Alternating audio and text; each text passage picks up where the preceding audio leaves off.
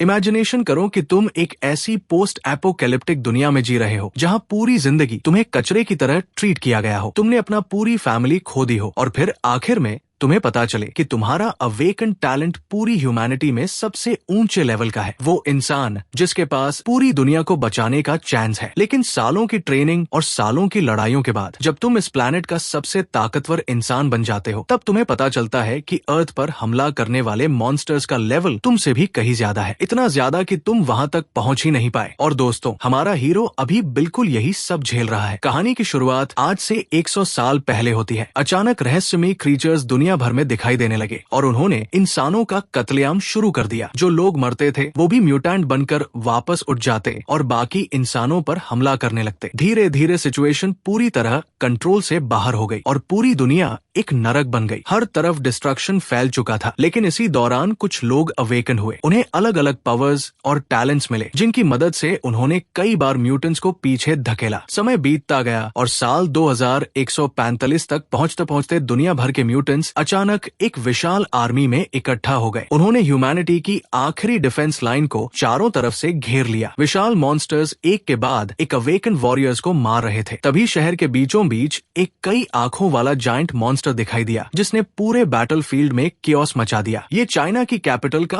आखिरी बैटलफील्ड था। वहां मौजूद था लेवल 3 डिवाइन मशीन आर्चर, उसके साथ लेवल 3 सायोनिक असिस्टेंट और लेवल 3 हेवी हैमर वॉरियर भी थे। आर्चर कहता है कि म्यूटेंट्स की संख्या लगातार बढ़ती जा रही है। वो बताता है कि लगभग सारे लेवल 1 और लेवल 2 अवेकन वॉरियर्स मारे जा चुके हैं। अगर यही हाल रहा तो जल्द ही लेवल 3 वॉरियर्स भी ज्यादा देर तक नहीं टिक पाएंगे। तभी आर्चर उन्हें सावधान रहने को कहता है क्योंकि उसके पास एक बैकअप प्लान है। उधर वो जायंट मॉन्स्टर अपने टेंटिकल्स फैलाते हुए उनकी तरफ बढ़ता है। कुछ ही सेकंड में उसके टेंटिकल्स तीनों को पकड़ लेते हैं और उन्हें सीधे अपने मुंह की तरफ खींचने लगते हैं। हेवी हैमर वॉरियर चिल्लाकर कहता है कि उसे थोड़ा धक्का दो, लेकिन सायोनिक असिस्टेंट घबराकर बताती है कि उस थर्ड ऑर्डर म्यूटेंट की लार साइकिक एनर्जी को सील कर देती है। अगर ऐसा है तो वे कुछ भी नहीं कर सकते। तीनों को लगने लगता है कि अब उनका अंत तय है। मॉन्स्टर का विशाल मुंह उनके सामने खुल चुका था और वे निगले जाने ही वाले थे। लेकिन तभी अचानक कोई बिजली की रफ्तार से वहां पहुंचता है और एक ही अटैक में उस मॉन्स्टर को टुकड़ों में काट देता है। पूरा मॉन्स्टर एक ही वार में खत्म हो जाता है। तीनों हैरान रह जाते हैं। उन्हें समझ नहीं आता कि आखिर हुआ क्या। जब वे जमीन पर गिरकर सामने देखते हैं तो एक इंसान उनकी रक्षा करते हुए हीरो की तरह खड़ा दिखाई देता है और वो कोई साधारण इंसान नहीं था। वो था ह्यूमैनिटी का सबसे शक्तिशाली डिवाइन टैलेंट होल्डर। वो लेजेंडरी स्वॉर्ड्समैन उनके सामने खड़ा था। तीनों तुरंत उसे पहचान लेते हैं और चिल्लाते हैं, लॉर्ड येनिंग। वे राहत की सांस लेते हैं और उसका धन्यवाद करते हैं कि वो उन्हें बचाने आ गया। लेकिन तभी आर्चर अचानक ऊपर देखकर चिल्लाता है। वो कहता है कि मास्टर येनिंग के सिर के ठीक ऊपर एक और म्यूटेंट मौजूद है। सब ऊपर देखते हैं। वहाँ एक ऐसी स्पीशीज खड़ी थी जिसे उन्होंने पहले कभी नहीं देखा था। एक फ्लाइंग ह्यूमैनॉइड म्यूटेंट जिसके पेट के बीचों बीच एक विशाल आई थी। उसके शरीर पर कई टेंटिकल्स, क्लॉज और डरावना ह्यूमैनॉइड शेप था। हेवी हैमर वॉरियर गुस्से में चिल्लाता है कि उस मॉन्स्टर की इतनी हिम्मत कैसे हुई कि वो मास्टर येनिंग के ऊपर खड़ा हो। वो जमीन से छलांग लगाता है और आर्चर के साथ मिलकर उस मॉन्स्टर पर हमला करने दौड़ पड़ता है। लेकिन जैसे ही वे उसके करीब पहुंचते हैं, मॉन्स्टर के पेट वाली आय उनकी तरफ घूम जाती है। अगले ही पल एक भयानक साइकिक वेव निकलती है और धड़ाम, एक ही अटैक में दोनों पूरी तरह खत्म हो जाते हैं। उनके शरीर ही नहीं बल्कि उनके आसपास की रियलिटी तक कट जाती है। सायोनिक असिस्टेंट ये देखकर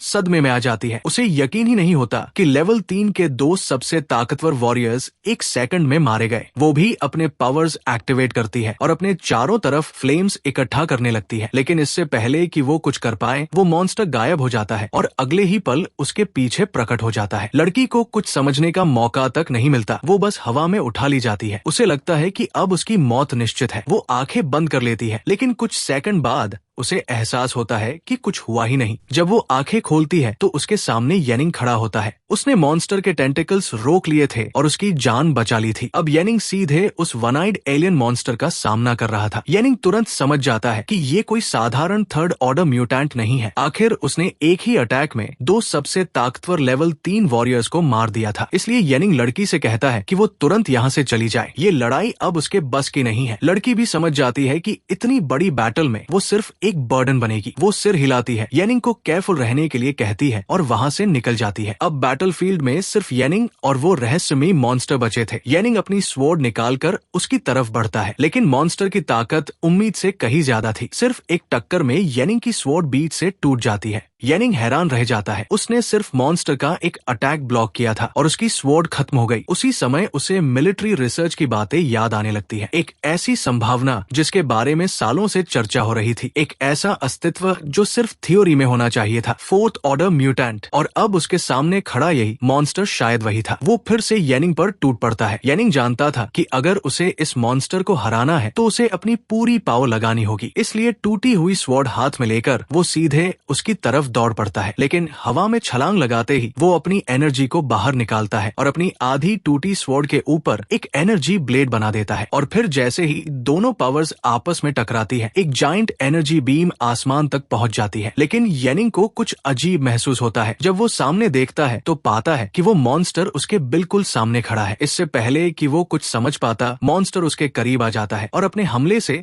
उसके सीने को आर पार कर देता है। येनिंग के हाथ से उसकी स्वॉर्ड छूट जाती है और वो पीछे की तरफ गिर पड़ता है। वो खुद से सवाल करता है कि क्या यही फोर्थ लेवल है, क्योंकि ऐसा लग रहा था कि फोर्थ लेवल की पावर के सामने इंसान अभी भी बेहद कमजोर है। मॉन्स्टर उसके ऊपर खड़ा होकर बस उसे देखता रहता है। वही येनिंग महसूस कर सकता था कि उसकी मौत करीब आ चुकी है। वो दुनिया को बचा नहीं पाया, आखिरकार वो नाकाम हो गया। तभी मॉन्स्टर के टेंटिकल्स उसकी तरफ बढ़ते हैं ताकि उसे पूरी तरह निगल सके। मरने से पहले येनिंग को अपनी पूरी जिंदगी की यादें फिर से याद आने लगती है। उधर कमांड सेंटर में मौजूद सभी लोग सदमे में थे। चाइना वॉर जोन की आखिरी उम्मीद डिवाइन टैलेंट येनिंग सचमुच हार चुका था। सभी सोच रहे थे कि आखिर वे इस हमले को और कितनी देर तक रोक पाएंगे। उसी समय फोर्थ लेवल म्यूटेंट के आदेश पर मॉन्स्टर्स आगे बढ़ना शुरू कर देते हैं। वहाँ मौजूद एक आदमी सोचता है कि काश येनिंग को पहले खोज लिया गया होता और उसे ग्रो होने के लिए थोड़ा और समय मिला होता, शायद तब वे इस नाइटमेयर को रोक सकते थे। लेकिन अब बहुत देर हो चुकी थी। येनिंग और ह्यूमैनिटी दोनों साथ मरने वाले थे। तभी कमांडर्स घोषणा करते हैं कि उस वॉर थिएटर की सारी डिफेंस लाइंस गिर चुकी है, इसलिए थर्ड लेवल अवेकन वॉरियर्स को न्यूक्लियर वॉरहेड्स की मैक्सिमम पावर इस्तेमाल करने की अनुमति दे दी जाती है। अगर यही उनका अंत है तो वे सम्मान के साथ मरेंगे। ह्यूमैनिटी हमेशा कायम रहेगी। इसके बाद सभी अवेकन वॉरियर्स न्यूक्लियर वेपन्स लेकर मॉन्स्टर्स पर टूट पड़ते हैं। पूरी ह्यूमैनिटी अपनी जान कुर्बान करने के लिए तैयार हो जाती है ताकि उन मॉन्स्टर्स को खत्म किया जा सके। और फिर पूरा प्लैनेट एक भयानक एक्सप्लोजन में तबाह हो जाता है। लेकिन तभी कोई अचानक आंखें खोलता है। उसके कानों में एक न्यूज ब्रॉडकास्ट सुन आई देती है। आज कैलेंडर ईयर 00G1 का 6 नवंबर है। सेफ जोन नंबर 337 के कंस्ट्रक्शन प्लान की शुरुआत होने वाली है। जब लड़का पूरी तरह आंखें खोलता है तो दूसरी खबर सुनाई देती है। ईस्ट चाइना सी की सेफ रीजन नंबर 67 पर सी बीस्ट्स ने हमला कर दिया है। सभी सर्वाइवर से तुरंत इवैक्यूएशन करने का अनुरोध किया जाता है। येनिंग अचानक उठ बैठता है। उसका सिर भयंकर दर्द से फटा जा रहा था। वो हैरान था, क्या वो हारकर मर नहीं गया था? उसी समय बाहर दो लोग बात कर रहे थे। एक कहता है कि अब क्या करें, लगता है वो सचमुच जाग गया है। दूसरा जवाब देता है कि कुछ लोगों ने पहले ही कहा था कि वो टेस्ट पास नहीं कर पाएगा, शायद वायरस की वजह से बेहोश हो गया था। वो बताते हैं कि येनिंग बाहर टैलेंट टेस्ट देने आया था, अगर वो प्रॉब्लम बन गया तो उसे मार देना चाहिए। आखिर पैसे पहले ही मिल चुके हैं। इतना कहकर दोनों पिस्तौल्स निकालते हुए येनिंग की तरफ बढ़ते हैं। उनमें से एक कहता है कि आखिर वो सिर्फ एक आम इंसान है, वो अवेकन ब्लड लाइन का डिसेंडेंट भी नहीं है। तभी येनिंग को एहसास होता है ये सब 3 साल पहले हुआ था। वो मरने के बाद 3 साल पीछे लौट आया था। यही वो दिन था जब उसने टैलेंट टेस्ट दिया था। अपनी पिछली जिंदगी में वो इस टेस्ट में फेल हो गया था, लेकिन अब उसे पता चल चुका था कि किसी ने रिजल्ट मैनिपुलेट किया था। उधर उनमें से एक आदमी चिल्लाता है कि ज्यादा बात मत करो और इसे अभी मार दो। लेकिन येनिंग मन ही मन सोचता है कि वो इन लोगों को दोबारा जीतने कैसे दे सकता है। अगले ही पल वो बिजली जैसी स्पीड से आगे बढ़ता है। वो पिस्तौल वाले आदमी के हाथ से गन छीन लेता है और एक ही मूव में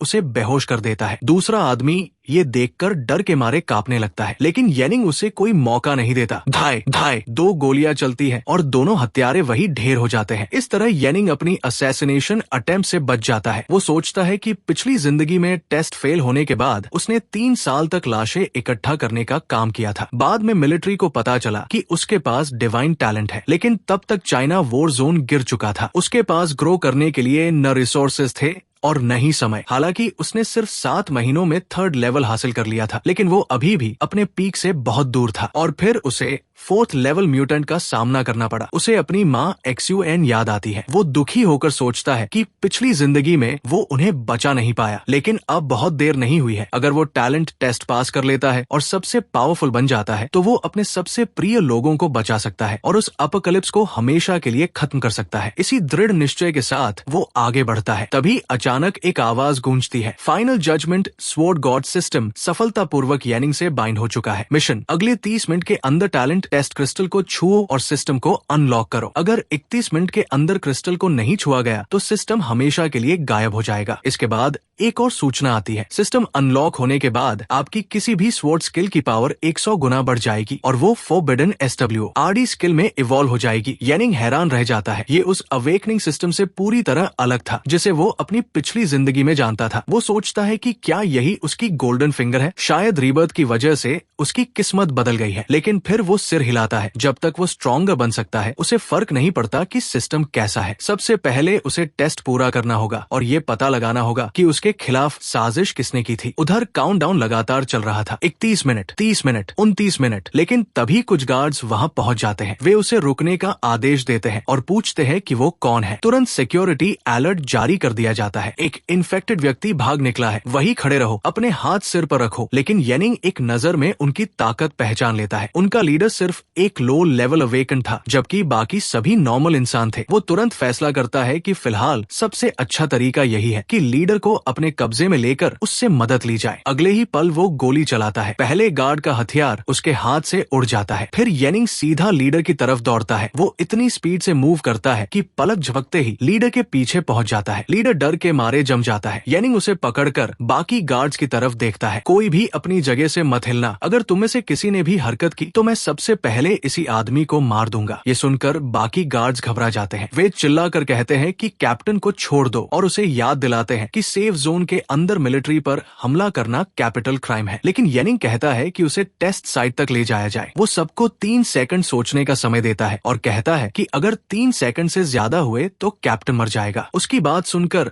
सभी पूछने लगते हैं कि क्या वो पागल हो गया है और आखिर वो करना क्या चाहता है। कैप्टन भी हैरान था कि एक आम इंसान टैलेंट टेस्ट देने आया है। लेकिन तभी येनिंग पिस्तौल उसकी कंठी पर और जोर से टिका देता है। कैप्टन जल्दी से कहता है कि शायद कोई गलतफहमी हुई है और पहले बात कर लेनी चाहिए। लेकिन येनिंग उसकी बात अनसुनी करके उसे आगे चलने का आदेश देता है। चलते हुए कैप्टन कहता है कि बेहतर होगा वो अवेकनिंग में सफल हो जाए, क्योंकि अगर वो अवेकन बन भी गया तो भी मौत से नहीं बच पाएगा। उधर कैडेट्स को बताया जा रहा था कि एक सदी पहले 2042 में दुनिया का अंत शुरू हुआ था और पूरी दुनिया कैटेस्ट्रोफी के युग में प्रवेश कर गई थी। हर 10 मिलियन लोगों में से सिर्फ एक व्यक्ति फर्स्ट जनरेशन अवेकन बन पाया था। उन्हीं लोगों ने मिलिट्री फोर्सेस के साथ मिलकर चाइना को बचाया था और आज का दिन ये जांचने के लिए था कि उनमें टैलेंट है या नहीं। अगर वो सफल होते हैं तो कॉम्बैट टाइप अवेकन बनकर लोगों की रक्षा कर सकते हैं, लेकिन अगर फेल हुए तो उन्हें एक साधारण जिंदगी जीनी पड़ेगी। इसके बाद लियन घोषणा करता है कि सबसे पहले अवेकन डिसेंडेंट्स टेस्ट देंगे और सभी क्रिस्टल की तरफ बढ़ने लगते हैं। लेकिन तभी एक मिलिट्री ऑफिसर को रेडियो पर सूचना मिलती है कि एक इन्फेक्टेड व्यक्ति हॉस्टेजेस बनाकर टेस्ट साइट में घुस आया है। ये संदेश बार बार दोहराया जाता है और पूरे इलाके में अलर्ट फैल जाता है। उसी समय येनिंग क्रिस्टल की तरफ बढ़ रहा था। तभी टियान उसे आदेश देता है कि अपने हथियार नीचे रखकर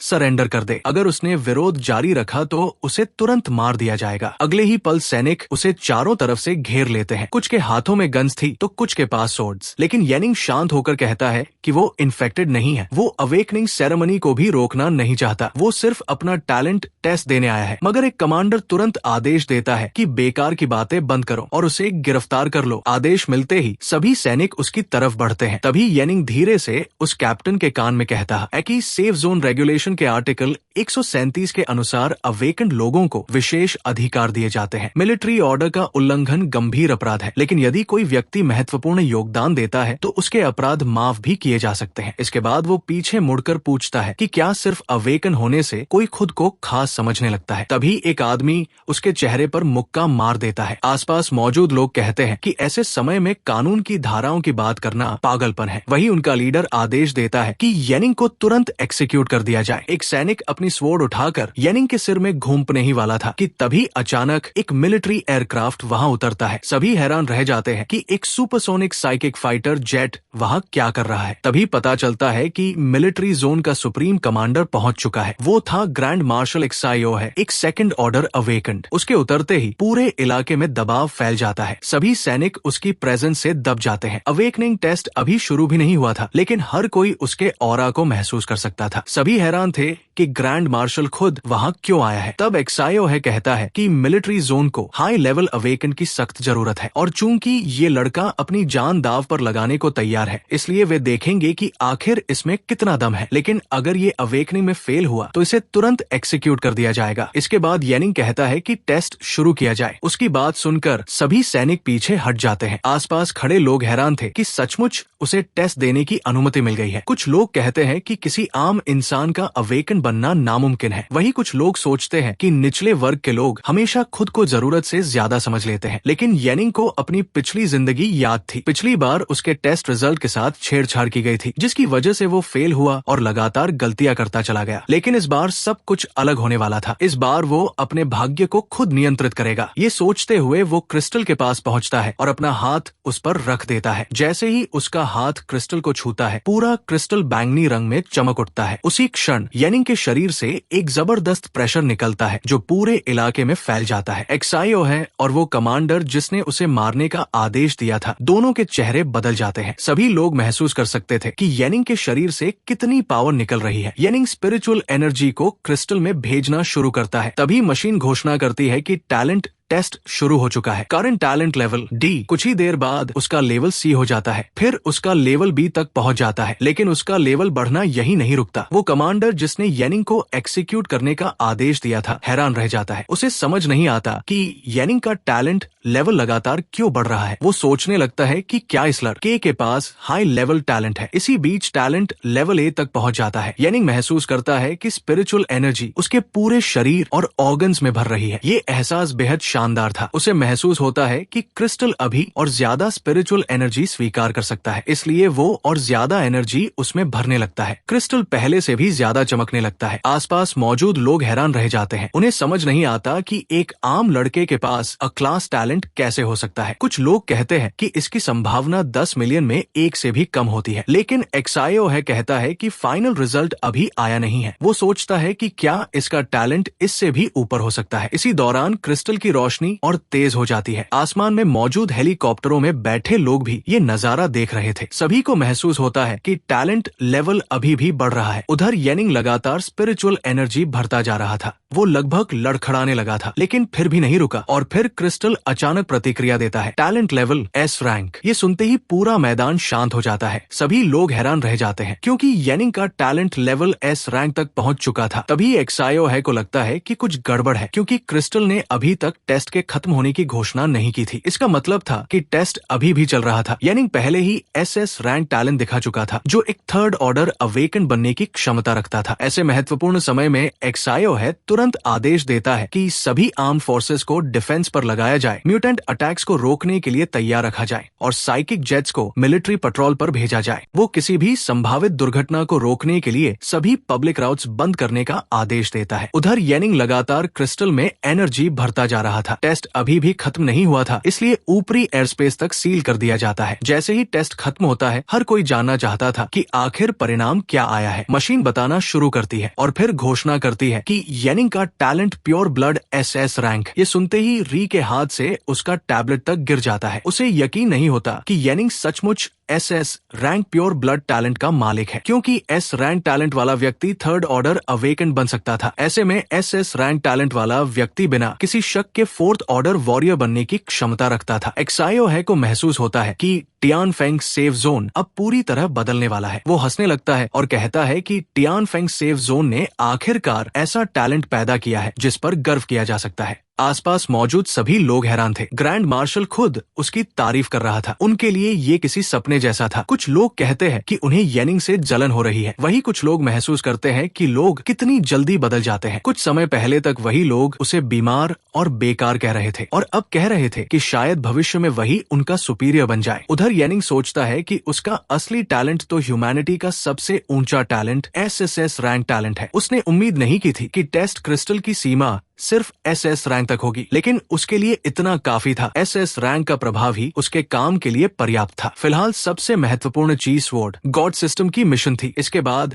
येनिंग सिस्टम खोलता है और अपना स्टेटस पैनल देखने की कोशिश करता है। सिस्टम तुरंत जानकारी दिखाता है कि उसका वर्तमान इफेक्ट स्वॉर्ड स्किल्स की पावर को 10,000% तक बढ़ा देता है। इतना ही नहीं, वो जो भी स्वॉर्ड स्किल सीखेगा, सिस्टम उसे बिना किसी शर्त के एसएसएस रैंक लेवल तक अपग्रेड कर देगा। ये देखकर येनिंग भी चौंक जाता है। अपनी पिछली जिंदगी में पूरे देश की ताकत लगाने के बाद भी सिर्फ 2 एस रैंक स्किल्स और एक रैंक स्किल ही इकट्ठी की जा सकी थी, लेकिन अब यह सिस्टम किसी भी स्वॉर्ड स्किल को सीधे एसएसएस रैंक तक पहुंचा सकता था। येनिंग को ये बेहद दिलचस्प लगता है। वो सोचता है कि उसे किसी तरह एक स्वॉर्ड स्किल बुक हासिल करनी होगी ताकि वो सिस्टम की असली क्षमता देख सके। इसी दौरान ग्रैंड मार्शल एक्साइओ है उसके पास आता है और एसएस रैंक टैलेंट के लिए उसे बधाई देता है। वो कहता है कि अगर येनिंग किसी रिवॉर्ड की इच्छा रखता है तो अंकल क्षु उसे जरूर संतुष्ट करेगा। लेकिन जब वो उससे बात कर रहे थे, येनिंग का ध्यान पूरी तरह सिस्टम पर था और उसने उनकी बात का जवाब तक नहीं दिया। एक्साइओ हंसते हुए कहता है कि लगता है येनिंग अभी तक अवेकन बनने की बात को प्रोसेस नहीं कर पाया है। वो बताता है कि जब वो पहली बार अवेकन बना था तब वो भी काफी देर तक शॉक्ड रह गया था। फिर वो येनिंग को अपने ऑफिस में चलकर बात करने के लिए बुलाता है। वहाँ पहुंचकर एक्साइओ उसे बताता है कि उसके साथ नाइंसाफी हुई थी और उसका टेस्ट जानबूझकर फेल करवाया गया था। उसने उस डिपार्टमेंट को अपने कंट्रोल में ले लिया है और पूरे मामले की इन्वेस्टिगेशन होगी। येनिंग को पूरा रीजन बताया जाएगा कि आखिर उसके साथ क्या हुआ था। इसके अलावा एक्साइओ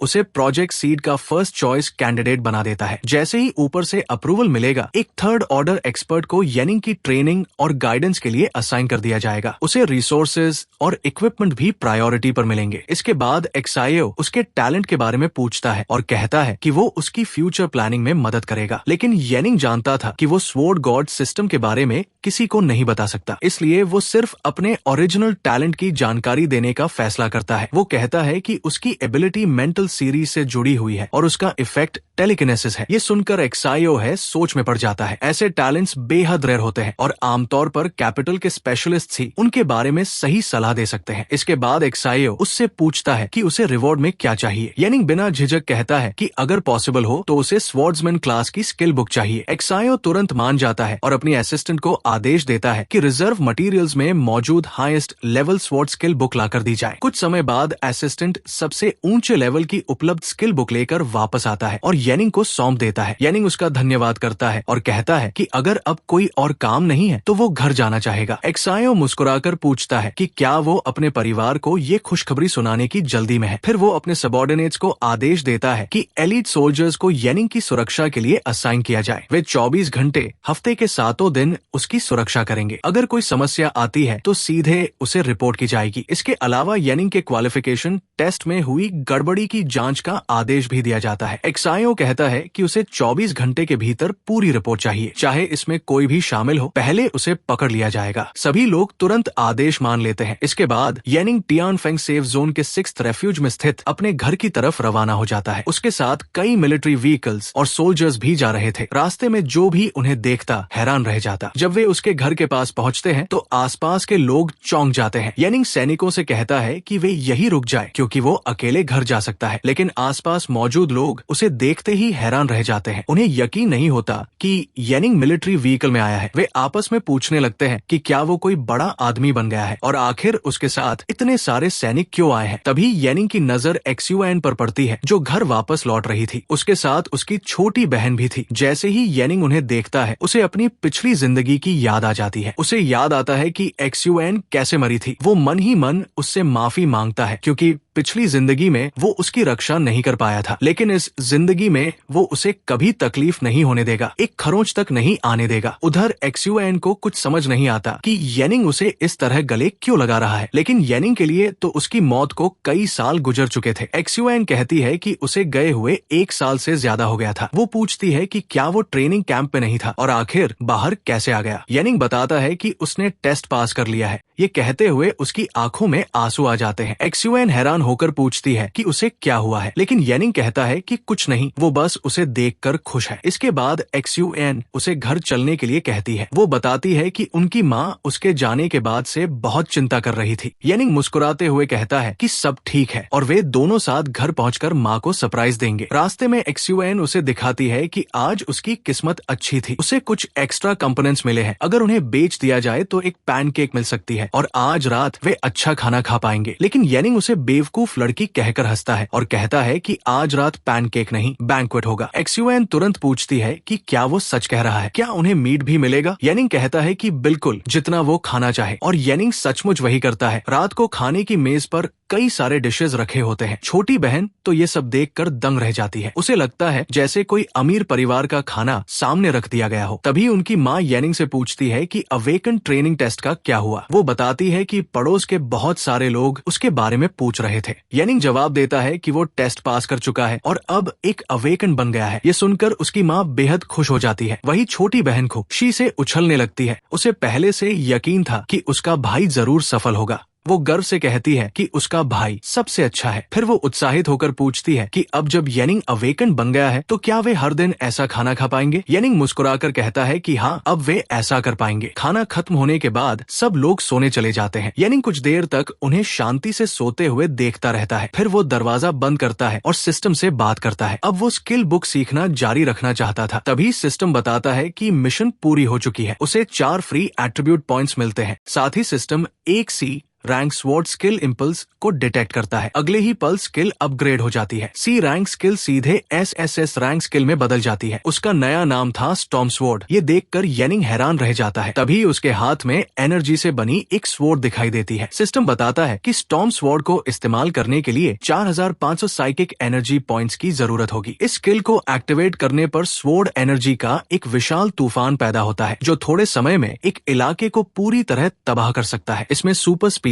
आर्मोर पेनिट्रेशन, डिस्ट्रक्शन, स्लैश और डिसइंटीग्रेशन जैसे इफेक्ट्स शामिल थे। इसके अलावा स्किल की डिस्ट्रक्टिव पावर उसकी मौजूदा लेवल की तुलना में 10,000% तक बढ़ चुकी थी, इसलिए उसे इसे बहुत सावधानी से इस्तेमाल करना होगा। येनिंग पूरी तरह हैरान था। उसने कभी नहीं सोचा था कि एक C रैंक स्किल सीधे SSS रैंक स्किल बन जाएगी। अपनी पिछली जिंदगी के अनुभव में भी उसने कभी ऐसी चीज नहीं देखी थी। लेकिन एक बड़ी समस्या भी थी। अभी उसके पास सिर्फ 1,500 साइकिक एनर्जी पॉइंट्स थे। फर्स्ट ऑर्डर पर उसके पास 2,000 पॉइंट होते, सेकंड ऑर्डर पर 3,000 पॉइंट्स, थर्ड ऑर्डर पर 4,000 पॉइंट्स। यानी इक्विपमेंट बोनस को छोड़ दिया जाए तो स्टॉर्म स्वॉर्ड इस्तेमाल करने के लिए उसे कम से कम मिड थर्ड ऑर्डर तक पहुंचना पड़ता। खुशकिस्मती से उसके टैलेंट की एक खास एबिलिटी काम आ गई। वो हर 48 घंटे में एक बार किसी स्किल को फ्री में इस्तेमाल कर सकता था, वरना अभी उसकी एनर्जी इतनी नहीं थी कि वो स्टॉर्म स्वॉर्ड को एक बार भी चला सके। इसके बाद येनिंग को एक और समस्या समझ आती है। स्वॉर्ड गॉड सिस्टम उससे जुड़ी जानकारी किसी और को बताने की अनुमति नहीं देता था। इसका मतलब था कि वो अपनी स्किल्स और पावर का असली सोर्स किसी को नहीं बता सकता। यानी सेकंड ऑर्डर तक पहुंचने से पहले उसे कोशिश करनी होगी कि स्टॉर्म स्वॉर्ड किसी और के सामने इस्तेमाल न करे। साथ ही प्रोजेक्ट सीड और कमांडर की निगरानी को देखते हुए उसके लिए मुसीबतों से दूर रहना ही बेहतर था। फिर भी उसके अंदर उत्साह था। इतनी हाई रैंक स्वॉर्ड स्किल उसकी पिछली जिंदगी में भी कभी नहीं थी। वो इसे जल्द से जल्द आजमाना चाहता था। तभी उसे आर्मी की टेस्ट डंजन्स याद आती है। अपोकलिप्स आने के बाद स्पिरिचुअल एनर्जी पूरी दुनिया में फैल गई थी और हर जगह रैंडम डंजन्स दिखाई देने लगी थी। अवेकन लोग उनमें जाकर एक्सप्लोरेशन और रिसर्च करते थे। समय के साथ ह्यूमैनिटी ने डंजन्स के बारे में काफी जानकारी हासिल कर ली थी। खासकर आर्मी ने इस पर बहुत सारे रिसोर्सेज खर्च किए थे और ट्रेनिंग डंजन्स विकसित की थी। इन डंजन्स का इस्तेमाल रियल कॉम्बैट ट्रेनिंग के लिए किया जाता था। नेचुरल डंजन से अलग टेस्ट डंजन्स में अगर किसी को जानलेवा खतरा महसूस होता तो वो तुरंत बाहर निकल सकता था, इसलिए उन्हें सबसे सुरक्षित ट्रेनिंग ग्राउंड माना जाता था। येनिंग को तुरंत समझ आ गया कि स्टॉर्म स्वॉर्ड को टेस्ट करने के लिए इससे बेहतर जगह नहीं हो सकती, इसलिए वो टियान फेंग सेफ जोन की टेस्ट डंजन फैसिलिटी में पहुंच जाता है। वहां पहुंचकर वो लो लेवल सोलो डंजन खोलने के लिए कहता है। उसके लिए कोई भी डंजन चलेगी। उधर फैसिलिटी का कर्मचारी उसे देखकर हैरान रह जाता है। आखिर सामने वही येनिंग खड़ा था जिसके SS रैंक मेंटल टैलेंट की खबर पूरे सेफ जोन में फैल चुकी थी। उसे याद था कि ग्रैंड मार्शल एक्सायो ने पहले ही आदेश दिया था कि येनिंग को डंजियंस में स्पेशल एक्सेस दिया जाए। वो पूछता है कि क्या येनिंग सच में अकेले अंदर जाने वाला है, क्या उसके साथ किसी को नहीं जाना चाहिए। उसकी मौजूदा ताकत के हिसाब से अकेले डंजियन में जाना काफी खतरनाक था, लेकिन येनिंग कहता है कि वो बस एक चीज जल्दी से टेस्ट करना चाहता है और तुरंत वापस आ जाएगा। इतना कहकर वो डंजियन के अंदर चला जाता है। अगले ही पल टेलीपोर्टेशन शुरू होती है और येनिंग डंजियन के अंदर पहुंच जाता है। वर्तमान सीन एक शहर का था और उसका डेंजर लेवल बेहद कम था। येनिंग कहता है कि ये डंजियन अपोकलिप्स के शुरू होने के ठीक बाद वाले समय को सिमुलेट करती है। डंजियन द्वारा दी गई वेपन एक डैगर थी। वो उसे सिस्टम से निकालता है और कहता है कि यही चीज उसे चाहिए थी। जितनी कमजोर वेपन होगी, स्किल को टेस्ट करना उतना आसान होगा। तभी उसके बगल से एक मॉन्स्टर हमला करने आता है। येनिंग उसे आते ही डिटेक्ट कर लेता है और तुरंत उसकी तरफ देखता है। उस मॉन्स्टर की एक जायंट आई थी। अटैक पड़ने से पहले ही येनिंग पीछे की तरफ छलांग लगा देता है। वो हंसते हुए सोचता है कि ये मॉन्स्टर तो खुद चलकर उसे फ्री पॉइंट्स देने आ गया है। अगले ही पल वो उसे मार देता है। वो डैगर को हाथ में घुमाकर देखता है और महसूस करता है कि वो उसके हाथ में काफी अच्छी तरह फिट हो रही है। फिर वो कहता है कि अब असली शिकार शुरू होगा। आगे बढ़ते हुए येनिंग इमरजेंसी स्टेयर्स तक पहुंचता है। जैसे ही वो दरवाजा खोलता है, एक मॉन्स्टर अंदर से बाहर निकलता है। वो सीधा येनिंग की तरफ झपटता है और उसे निगलने की कोशिश करता है, लेकिन येनिंग बिना घबराए डैगर उसकी गर्दन के अंदर घूम देता है। एक ही वार में मॉन्स्टर मरकर उसके पैरों के पास गिर जाता है। येनिंग सोचता है कि अभी उसकी फिजिकल स्ट्रेंथ ज्यादा नहीं है, लेकिन पिछली जिंदगी का कॉम्बैट एक्सपीरियंस इन ज़ॉम्बी से निपटना बहुत आसान बना देता है। वो जानता था कि स्किल को टेस्ट करने के लिए उसे म्यूटेंट बॉस एरिया तक पहुंचना होगा, इसलिए वो रास्ता याद करता है और सोचता है कि पहले बिल्डिंग से बाहर निकलना होगा। कमर्शियल स्ट्रीट के पार ही बॉस एरिया मौजूद होनी चाहिए। जैसे ही वो बाहर निकलता है, वहाँ कई मॉन्स्टर्स उसका इंतजार कर रहे थे। येनिंग तुरंत समझ जाता है कि वहाँ के ज़ॉम्बीज फर्स्ट ऑर्डर के इंटरमीडिएट लेवल तक इवॉल्व हो चुके हैं। इसका मतलब था कि डंजन की डिफिकल्टी बढ़ रही थी, लेकिन येनिंग समय बर्बाद नहीं करना चाहता था। जब ज़ॉम्बीज उसे नोटिस करते हैं तो उनकी हालत बदलने लगती है। उनके मुंह खुल जाते हैं और वे हमला करने के लिए दौड़ पड़ते हैं, लेकिन येनिंग उनसे लड़ने में समय नहीं गंवाता। वो फैसला करता है कि बॉस को ढूंढकर जल्दी से बाहर निकलना ज्यादा जरूरी है, इसलिए वो दौड़ते हुए रास्ते में आने वाले ज़ॉम्बीज को आसानी से मारता जाता है। कुछ ज़ॉम्बीज उसका पीछा करने लगते हैं, लेकिन वो उन्हें इग्नोर करके आगे बढ़ता रहता है। थोड़ी देर बाद वो दूसरी ज़ॉम्बी होड़ से टकरा जाता है। वो भी उसकी तरफ टूट पड़ती है, लेकिन येनिंग फिर भी रुकता नहीं और सिर्फ आगे बढ़ने पर ध्यान देता है। भागते हुए उसे महसूस होता है कि ज़ॉम्बीज की संख्या तेजी से बढ़ रही है। उसे थोड़ा अफसोस होता है कि चाहे वो कितने भी सामान्य ज़ॉम्बीज मार ले, उससे साइकिक एक्सपीरियंस नहीं मिलने वाली। फिर भी वो एक दीवार पर चढ़ जाता है और सोचता है कि उसे जल्दी से बॉस एरिया तक पहुंचना होगा। वो अलग अलग जगहों पर छलांग लगाकर ज़ॉम्बीज को अपनी तरफ खींचता है, लेकिन हमेशा उनकी रीच से बाहर रहता है। लंबा रास्ता तय करने के बाद वो आखिरकार बॉस एरिया तक पहुंच जाता है। वहाँ की हवा ही खतरे का एहसास करा रही थी। येनिंग एक छोटे से स्क्वायर के बीच खड़ा होकर चारों तरफ देखने लगता है। तभी उसके पीछे अचानक हलचल होती है। वो तुरंत पीछे मुड़ता है और देखता है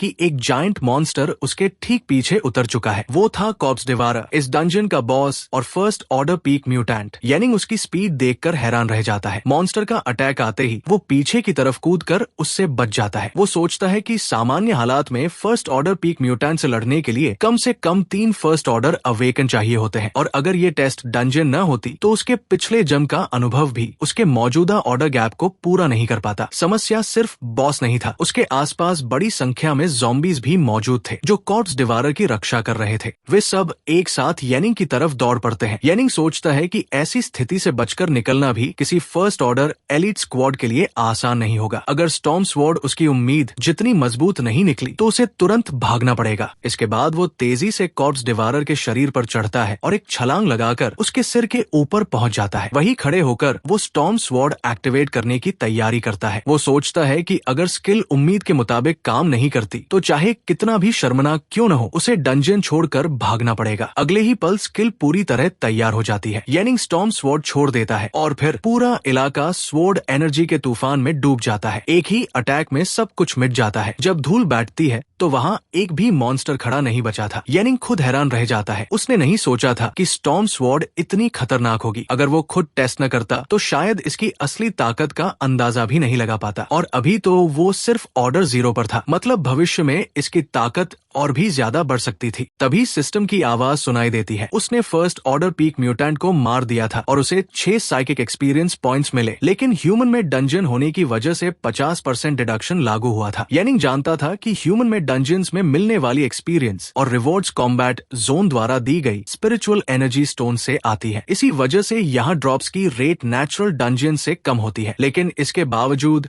उसे एक आइटम मिल गया था, white rank equipment SW IFT हैंड्स। येनिंग हैरान रह जाता है। अपनी पिछली जिंदगी में उसने कभी नहीं सुना था कि किसी को टेस्ट डंजन से इक्विपमेंट मिला हो, लेकिन आज उसे सचमुच एक इक्विपमेंट मिल गई थी। आइटम इक्विप करते ही उसकी एजिलिटी 1 पॉइंट बढ़ जाती है। इसके अलावा हैंड स्पीड और शूटिंग स्टेबिलिटी में 15% का बूस्ट मिल जाता है। येनिंग सोचता है कि अपोकलिप्स में बहुत से सेकंड ऑर्डर अवेकन के पास भी पूरा व्हाइट रैंक इक्विपमेंट सेट नहीं होता। ऐसे में शुरुआत में ही एक इक्विपमेंट मिल जाना काफी अच्छी बात थी। उसका स्किल टेस्ट भी पूरा हो चुका था और इक्विपमेंट भी मिल गई थी, इसलिए अब वहाँ रुकने का कोई मतलब नहीं था। वो एग्जिट ऑप्शन इस्तेमाल करता है और डंजन से बाहर आ जाता है। बाहर आते ही वो वहाँ मौजूद कर्मचारी से कहता है कि सब ठीक है। फिर वो उसे उसका आइटम वापस करने के लिए कहता है और उसकी मदद के लिए धन्यवाद देता है। बाहर मौजूद कर्मचारी हैरान रह जाता है कि येनिंग इतनी जल्दी डंजन से बाहर कैसे आ गया। उसे लगता है कि शायद ज़ॉम्बी होर्ड देखकर वो डर गया होगा और तुरंत वापस लौट आया होगा, लेकिन तभी पीछे से कोई पूछता है कि फर्स्ट ऑर्डर स्क्वाड को सोलो डंजन में किसने जाने दिया। ये सुनकर कर्मचारी घबरा जाता है और पीछे मुड़कर देखता है। उसका सीनियर गुस्से में पूछता है कि क्या उसने उसे कई बार नहीं कहा था कि किसी भी रैंडम ग्रुप को सोलो डंजन में मत जाने दिया करो। डंजन को मेंटेन करना आसान नहीं होता, फिर भी वो बार बार वही गलती करता है। कर्मचारी जल्दी से सफाई देता है कि कोई स्क्वाड डंजन में नहीं गया था, उसने किसी को अंदर नहीं जाने दिया। सीनियर को उसकी बात समझ नहीं आती और वो पूछता है कि क्या उसे पूरा यकीन है कि कोई स्क्वाड अंदर नहीं गया। फिर वो बताता है कि सोलो डंजन का फर्स्ट ऑर्डर म्यूटेंट बॉस मर चुका है। इतना ही नहीं, वहाँ से इक्विपमेंट भी ड्रॉप हुई है। ऐसा काम कोई साधारण इंसान नहीं कर सकता था और कोई सेकंड ऑर्डर अवेकन भी इतनी छोटी टेस्ट डंजन में आने की जहमत नहीं उठाएगा। तब कर्मचारी बताता है कि थोड़ी देर पहले सिर्फ येनिंग अंदर गया था। उसने कहा था कि वो बस कुछ टेस्ट करना चाहता है। ये सुनकर सीनियर कुछ पल के लिए चुप हो जाता है। उसे समझ नहीं आता कि क्या येनिंग ने सच में अकेले डंजन बॉस को मार दिया। असल में येनिंग सिर्फ स्किल की ताकत टेस्ट करना चाहता था, लेकिन बॉस भी उसी के साथ खत्म हो गया। उधर येनिंग एक अजीब सी गली से होकर गुजर रहा था। वहाँ कई लोग अलग अलग चीजें बेच रहे थे। कोई 7.5 किलो गेहूं के बदले हथियार दे रहा था और साथ में 20 गोलियां फ्री देने की बात कर रहा था। कोई तली हुई मैंटिस बेच रहा था और उसकी कीमत सिर्फ 1 क्रेडिट पॉइंट बता रहा था। ये सब देखकर येनिंग समझता है कि भले ही वो फर्स्ट ऑर्डर पीक म्यूटेंट्स को आसानी से मार सकता है, लेकिन दुनिया की हालत अभी भी अच्छी नहीं है। तभी एक लड़का चिल्लाता है कि सब लोग जल्दी हट जाए क्योंकि पुलिस आ रही है। कुछ ही देर में पुलिस वहाँ पहुँच जाती है और लोगों को हटने का आदेश देती है। साथ ही वो कुछ बच्चों पर भी नजर रखने को कहती है। येनिंग ये सब देखकर सोचता है कि 1 साल बाद होने वाली तबाही की तुलना में ये सब कुछ भी नहीं है। उसकी यादों के अनुसार सिर्फ 10 दिनों बाद टियानफेंग सिटी के पुराने इलाके में ज़ॉम्बी आउटब्रेक होने वाला था। वो आउटब्रेक इतना खतरनाक होगा कि पूरे टियानफेंग सेफ जोन के लिए बड़ा खतरा बन जाएगा और भविष्य में थर्ड ऑर्डर म्यूटेंट्स की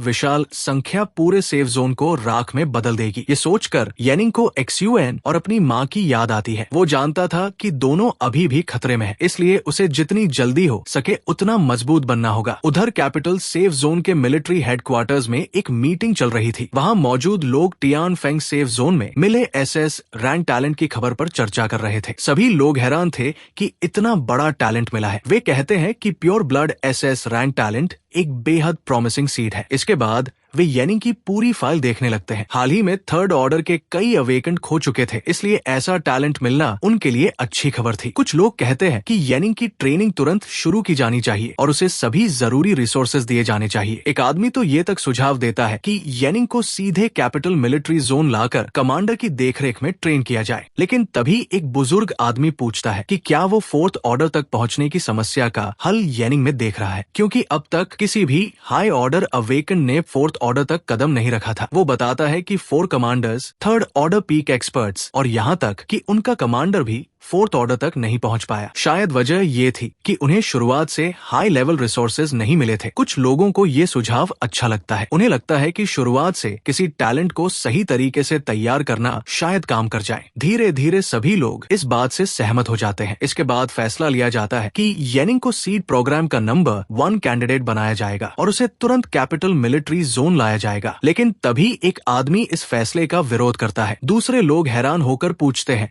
कि वो इतने प्रॉमिसिंग टैलेंट का विरोध क्यों कर रहा है। तब वो उन्हें रिपोर्ट का आखिरी हिस्सा पढ़ने के लिए कहता है। वहाँ लिखा था कि येनिंग एक मेंटल एट्रीब्यूट अवेकन है। वो बताता है कि पिछले 70 सालों में एक भी मेंटलिस्ट थर्ड ऑर्डर तक नहीं पहुंचा। मेंटल अवेकन की साइकिक कॉन्स्टिट्यूशन आमतौर पर कमजोर होती है। वे ज्यादातर सपोर्ट रोल में काम करते हैं और अकेले लड़ाई में हमेशा नुकसान में रहते हैं। इसके अलावा फर्स्ट ऑर्डर से सेकंड ऑर्डर तक पहुंचना भी जोखिम भरा होता है और सेकंड ऑर्डर पीक से थर्ड ऑर्डर तक पहुंचने की सक्सेस रेट लगभग 0 है। ये सुनकर पूरा कमरा शांत हो जाता है। कुछ देर बाद फैसला बदल दिया जाता है। वे कहते हैं कि येनिंग की प्रायोरिटी कम कर दी जाए। रिसोर्सेज बहुत कीमती है और उन्हें बेकार नहीं किया जा सकता। अगले दिन एक्सायो को पता चलता है कि येनिंग को सीड प्रोजेक्ट से हटा दिया गया है और उसकी प्रायोरिटी भी घटा दी गई है। ऊपर के लोग मान चुके थे कि मेंटल एबिलिटीज वाले लोग थर्ड ऑर्डर तक नहीं पहुंच सकते। इसलिए येनिंग की पोटेंशियल रेटिंग को दोबारा जांचकर रैंक या उससे भी नीचे माना जा रहा था। उनकी नजर में येनिंग अब बड़े इन्वेस्टमेंट के लायक नहीं था। तभी एक्सायो की असिस्टेंट पूछती है कि क्या येनिंग के लिए जो बेनिफिट्स पहले तय किए गए थे उन्हें जारी रखा जाए। एक्सायो जवाब देता है कि ऊपर से साफ आदेश आ चुका है। हायर अप्स का मानना है कि येनिंग में ज्यादा पोटेंशियल नहीं है, इसलिए उसके पुराने बेनिफिट्स कैंसिल कर दिए जाएं और उसकी सुरक्षा के लिए भेजे गए लोगों को भी वापस बुला लिया जाए। लेकिन तभी एक आदमी पूछता है कि येनिंग के टैलेंट टेस्ट में जो छेड़छाड़ की गई थी उसकी इन्वेस्टिगेशन का क्या होगा। एक्सायो कहता है कि उन्होंने इन्वेस्टिगेशन सिर्फ इसलिए शुरू की थी क्योंकि येनिंग में पोटेंशियल दिखा था, लेकिन अब जब पोटेंशियल ही नहीं बचा तो इन्वेस्टिगेशन करने की क्या जरूरत है। ये बात जल्दी ही येनिंग तक पहुंचा दी जाती है। उसे बताया जाता है कि कैपिटल के एक्सपर्ट्स के हिसाब से उसका पोटेंशियल सेकंड ऑर्डर तक ही सीमित है, इसलिए सेफ जोन ने उसके सारे बेनिफिट्स वापस ले लिए हैं। उसे अवेकनिंग प्रोग्राम से भी हटा दिया गया है और सभी डिपार्टमेंट्स को इसकी सूचना दे दी गई है। येनिंग ये सुनकर हैरान रह जाता है। उसका टैलेंट तो SSS रैंक है, यहाँ तक कि क्रिस्टल में SS रैंक दिखना भी काफी होना चाहिए था। लेकिन कुछ देर बाद उसे पूरी बात समझ आ जाती है। इस समय मेंटल अवेकन को लगभग बेकार माना जाता था। किसी को नहीं पता था कि फोर्थ ऑर्डर तक पहुंचने के लिए मेंटल कल्टिवेशन कितनी जरूरी है। येनिंग एक पल के लिए सोचता है कि क्या उसे कैपिटल जाकर सच्चाई बता दे, लेकिन फिर वो ये ख्याल छोड़ देता है बिना सबूत के कोई उसकी बात पर यकीन नहीं करेगा। इसलिए अभी सबसे जरूरी काम था जल्दी से जल्दी अपनी ताकत बढ़ाना। उसके पास स्वॉर्ड गॉड सिस्टम और स्टॉर्म स्वॉर्ड जैसी स्किल्स थी। इस जिंदगी में उसकी शुरुआत पिछली जिंदगी से कहीं बेहतर थी, इसलिए वो फैसला करता है कि अब म्यूटेंट्स का शिकार शुरू करने का समय आ गया है। इसी सोच के साथ वो वाइल्ड फॉरेस्ट की तरफ निकल पड़ता है। वहाँ पहुँचते ही 2 लड़के उसे रोक लेते हैं। वे येनिंग से पूछते हैं कि क्या वो उनकी टीम में शामिल होना चाहेगा। वे फर्स्ट ऑर्डर म्यूटेंट्स का शिकार करने जा रहे थे। सक्सेस होने पर क्रेडिट पॉइंट्स का हिस्सा भी मिलेगा। साथ ही वे कहते हैं कि उनके साथ सेफ्टी की कोई चिंता नहीं है, लेकिन येनिंग मना कर देता है। वो कहता है कि फर्स्ट ऑर्डर म्यूटेंट से मिलने वाली साइकिक एक्सपीरियंस पहले ही कम होती है। अगर उसे कई लोगों में बांट दिया जाए तो उसके हिस्से में कुछ नहीं आएगा। ये सुनकर दोनों लड़के नाराज हो जाते हैं। वे कहते हैं कि वे उसकी मदद करना चाहते थे, लेकिन न उसे कोई कदर ही नहीं है। सिर्फ अवेकन बन जाने से कोई इतना घमंडी नहीं हो जाता। येनिंग उनकी तरफ ठंडी नजर से देखता है और उन्हें वहाँ से निकल जाने को कहता है। उसकी आंखें देखकर दोनों लड़कों को ऐसा लगता है जैसे कोई खूंखार बीस्ट उन्हें घूर रही हो। उन्हें तुरंत समझ आ जाता है कि ये कोई साधारण लड़का नहीं है। आखिरकार वे पीछे हट जाते हैं और येनिंग को अकेला छोड़ देते हैं। फॉरेस्ट के अंदर पहुंचकर येनिंग को अपनी पिछली जिंदगी की बातें याद आती है। उसे याद था कि कॉर्प्स फॉरेस्ट टियानफेंग सेफ जोन के बाहर की सबसे खतरनाक जगहों में से एक है। अगर उसे सही याद था तो यहाँ 2 फर्स्ट ऑर्डर म्यूटेंट्स मौजूद थे। उनमें से एक फर्स्ट ऑर्डर पीक म्यूटेंट था। 0 ऑर्डर से फर्स्ट ऑर्डर में जाने के लिए उसे 3 फर्स्ट ऑर्डर म्यूटेंट्स मारने थे। टेस्ट डंजन में वो पहले ही एक फर्स्ट ऑर्डर पीक म्यूटेंट मार चुका था। अगर वो फॉरेस्ट के बाकी 2 म्यूटेंट्स को मार देता तो उसका लेवल बढ़ जाता। तभी उसे अपने पीछे कुछ तेजी से आता हुआ महसूस होता है। येनिंग तुरंत अपनी वेपन निकाल लेता है। एक ज़ॉम्बी उसकी तरफ दौड़ रहा था, लेकिन वो स्टॉर्म स्वॉर्ड इस्तेमाल नहीं करता। उसे सिर्फ साइकिक एक्सपीरियंस ही नहीं बल्कि अपनी फिजिकल एबिलिटी भी बढ़ानी थी, इसलिए वो वेपन को डंडे की तरह इस्तेमाल करता है और ज़ॉम्बी के सिर पर मार देता है। एक ही वार में ज़ॉम्बी जमीन पर गिर जाता है, लेकिन उसके बाद और ज़ॉम्बीज उसकी तरफ दौड़ने लगते हैं। लड़ते हुए येनिंग सोचता है कि मेंटल अवेकन को हमेशा कमजोर माना जाता है। उसे ये सोच बदलनी होगी, सिर्फ अपने लिए नहीं बल्कि सभी मेंटल अवेकन के लिए। अगर लोग इसी तरह सोचते रहे तो फोर्थ ऑर्डर म्यूटेंट्स आने पर बहुत देर हो जाएगी। उधर फॉरेस्ट के बाहर लोगों को एक बड़ा धमाका सुनाई देता है। एक लड़का पूछता है कि क्या बाकी लोगों ने भी वो आवाज सुनी। उसे लगता है कि वो गनफायर की आवाज थी। तब उनका लीडर कहता है कि आवाज डीमन ट्री के इलाके की तरफ से आई है। ये सुनते ही सभी फॉरेस्ट के अंदर दौड़ पड़ते हैं। उन्हें डर था कि कहीं फिजिकल फ्रूट कोई और न ले जाए। उधर फॉरेस्ट के अंदर येनिंग डीमन ट्री की रूट से बच रहा था। वही फर्स्ट ऑर्डर पीक म्यूटेंट था। तभी दूसरा म्यूटेंट भी लड़ाई में शामिल हो जाता है। येनिंग हैरान रह जाता है। उसे उम्मीद नहीं थी कि दोनों म्यूटेंट्स एक साथ सामने आ जाएंगे। धीरे धीरे मॉन्स्टर्स उसे चारों तरफ से घेर लेते हैं, लेकिन तभी उसे कुछ अजीब महसूस होता है। वो सोचता है कि दूसरा म्यूटेंट आखिर है कहाँ। उसकी आंखों के सामने सिर्फ डीमन ट्री ही दिखाई दे रही थी। जो कुछ वो देख सकता था और महसूस कर सकता था उसमें सिर्फ एक ही मॉन्स्टर था, लेकिन उसे यकीन था कि कुछ गड़बड़ है। अगले ही पल डीमन ट्री की अनगिनत रूट्स उसकी तरफ टूट पड़ती है और येनिंग चारों तरफ से उन रूट्स के हमले में फंस जाता है। येनिंग देखता है कि मॉन्स्टर बहुत तेज है और लगातार उसके अटैक से बचते हुए पीछे हट जाता है, लेकिन उसे समझ नहीं आता कि दूसरा मॉन्स्टर आखिर कहा गया। तभी डीमन ट्री फिर उसकी तरफ झपटता है और येनिंग मुश्किल से उसके अटैक से बच पाता है। वो हैरान हो जाता है कि इतना बड़ा मॉन्स्टर इतनी तेजी से कैसे कूद सकता है। दूसरा मॉन्स्टर अभी भी दिखाई नहीं देता और येनिंग सोचता है कि शायद वो छिपकर अटैक करने का मौका ढूंढ रहा है। डीमन ट्री लगातार हमला करता रहता है और येनिंग समझ जाता है कि अब उसके पास सोचने या डॉज करने का समय नहीं है। उसे सामने से ही इसका सामना करना होगा। वो अटैक रोकने के लिए आगे बढ़ता है, लेकिन तभी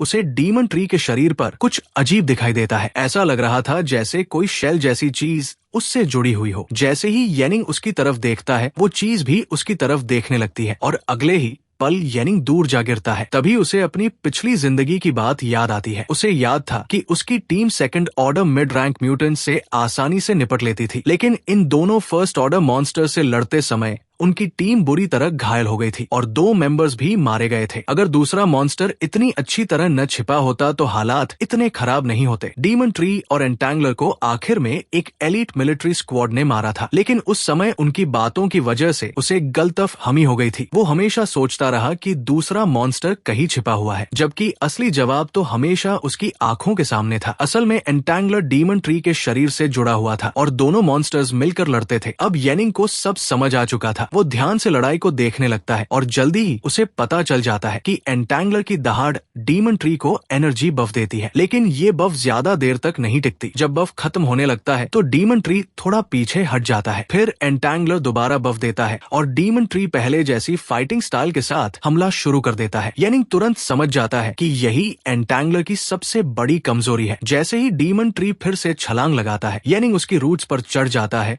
और सीधा उसके चेहरे तक पहुंच जाता है। तभी उसे ठुड्डी के नीचे छिपा हुआ एंटैंगलर दिखाई देता है, लेकिन वो रुकता नहीं और सीधा अटैक कर देता है। उसकी डैगर एंटैंगलर के कोर में घुस जाती है। कोर टूट जाता है। एंटैंगलर बाहर निकलने की कोशिश करता है, लेकिन येनिंग जानता था कि ट्री से अलग होने के बाद एंटैंगलर बेहद कमजोर हो जाता है, इसलिए वो उसे कोई मौका नहीं देता और अगले ही पल उसे खत्म कर देता है। एंटैंगलर के मरते ही डीमन ट्री जोर जोर से चीखने लगता है। उसका शरीर सिकुड़ने लगता है और उसकी ताकत तेजी से कम होने लगती है। येनिंग अपनी डैगर में और पावर भरता है और सामने की हर चीज को काटना शुरू कर देता है, लेकिन वो फिर भी हैरान था क्योंकि एंटैंगलर का बफ खत्म होने के बाद भी demon tree first order peak mutant जितना मजबूत था। येनिंग डैगर कसकर पकड़ता है और डीमन ट्री पर टूट पड़ता है। डीमन ट्री आखिरी बार पलटवार करने की कोशिश करता है, लेकिन येनिंग लगातार उसे काटता रहता है जब तक कि विशाल डीमन ट्री सिर्फ एक छोटे से तने जैसा नहीं रह जाता। येनिंग कहता है कि अब और लड़ने की जरूरत नहीं है। इसके बाद वो फाइनल अटैक करता है। उसकी डैगर डीमन ट्री की दोनों आंखों को भेद देती है। डीमन ट्री दर्द से चीखता है और अगले ही पल उसका पूरा शरीर फटकर बिखर जाता है। सिस्टम की आवाज आती है, mid rank first order mutant entangler defeated, psychic experience gained, first order peak mutant demon tree defeated, psychic experience gained.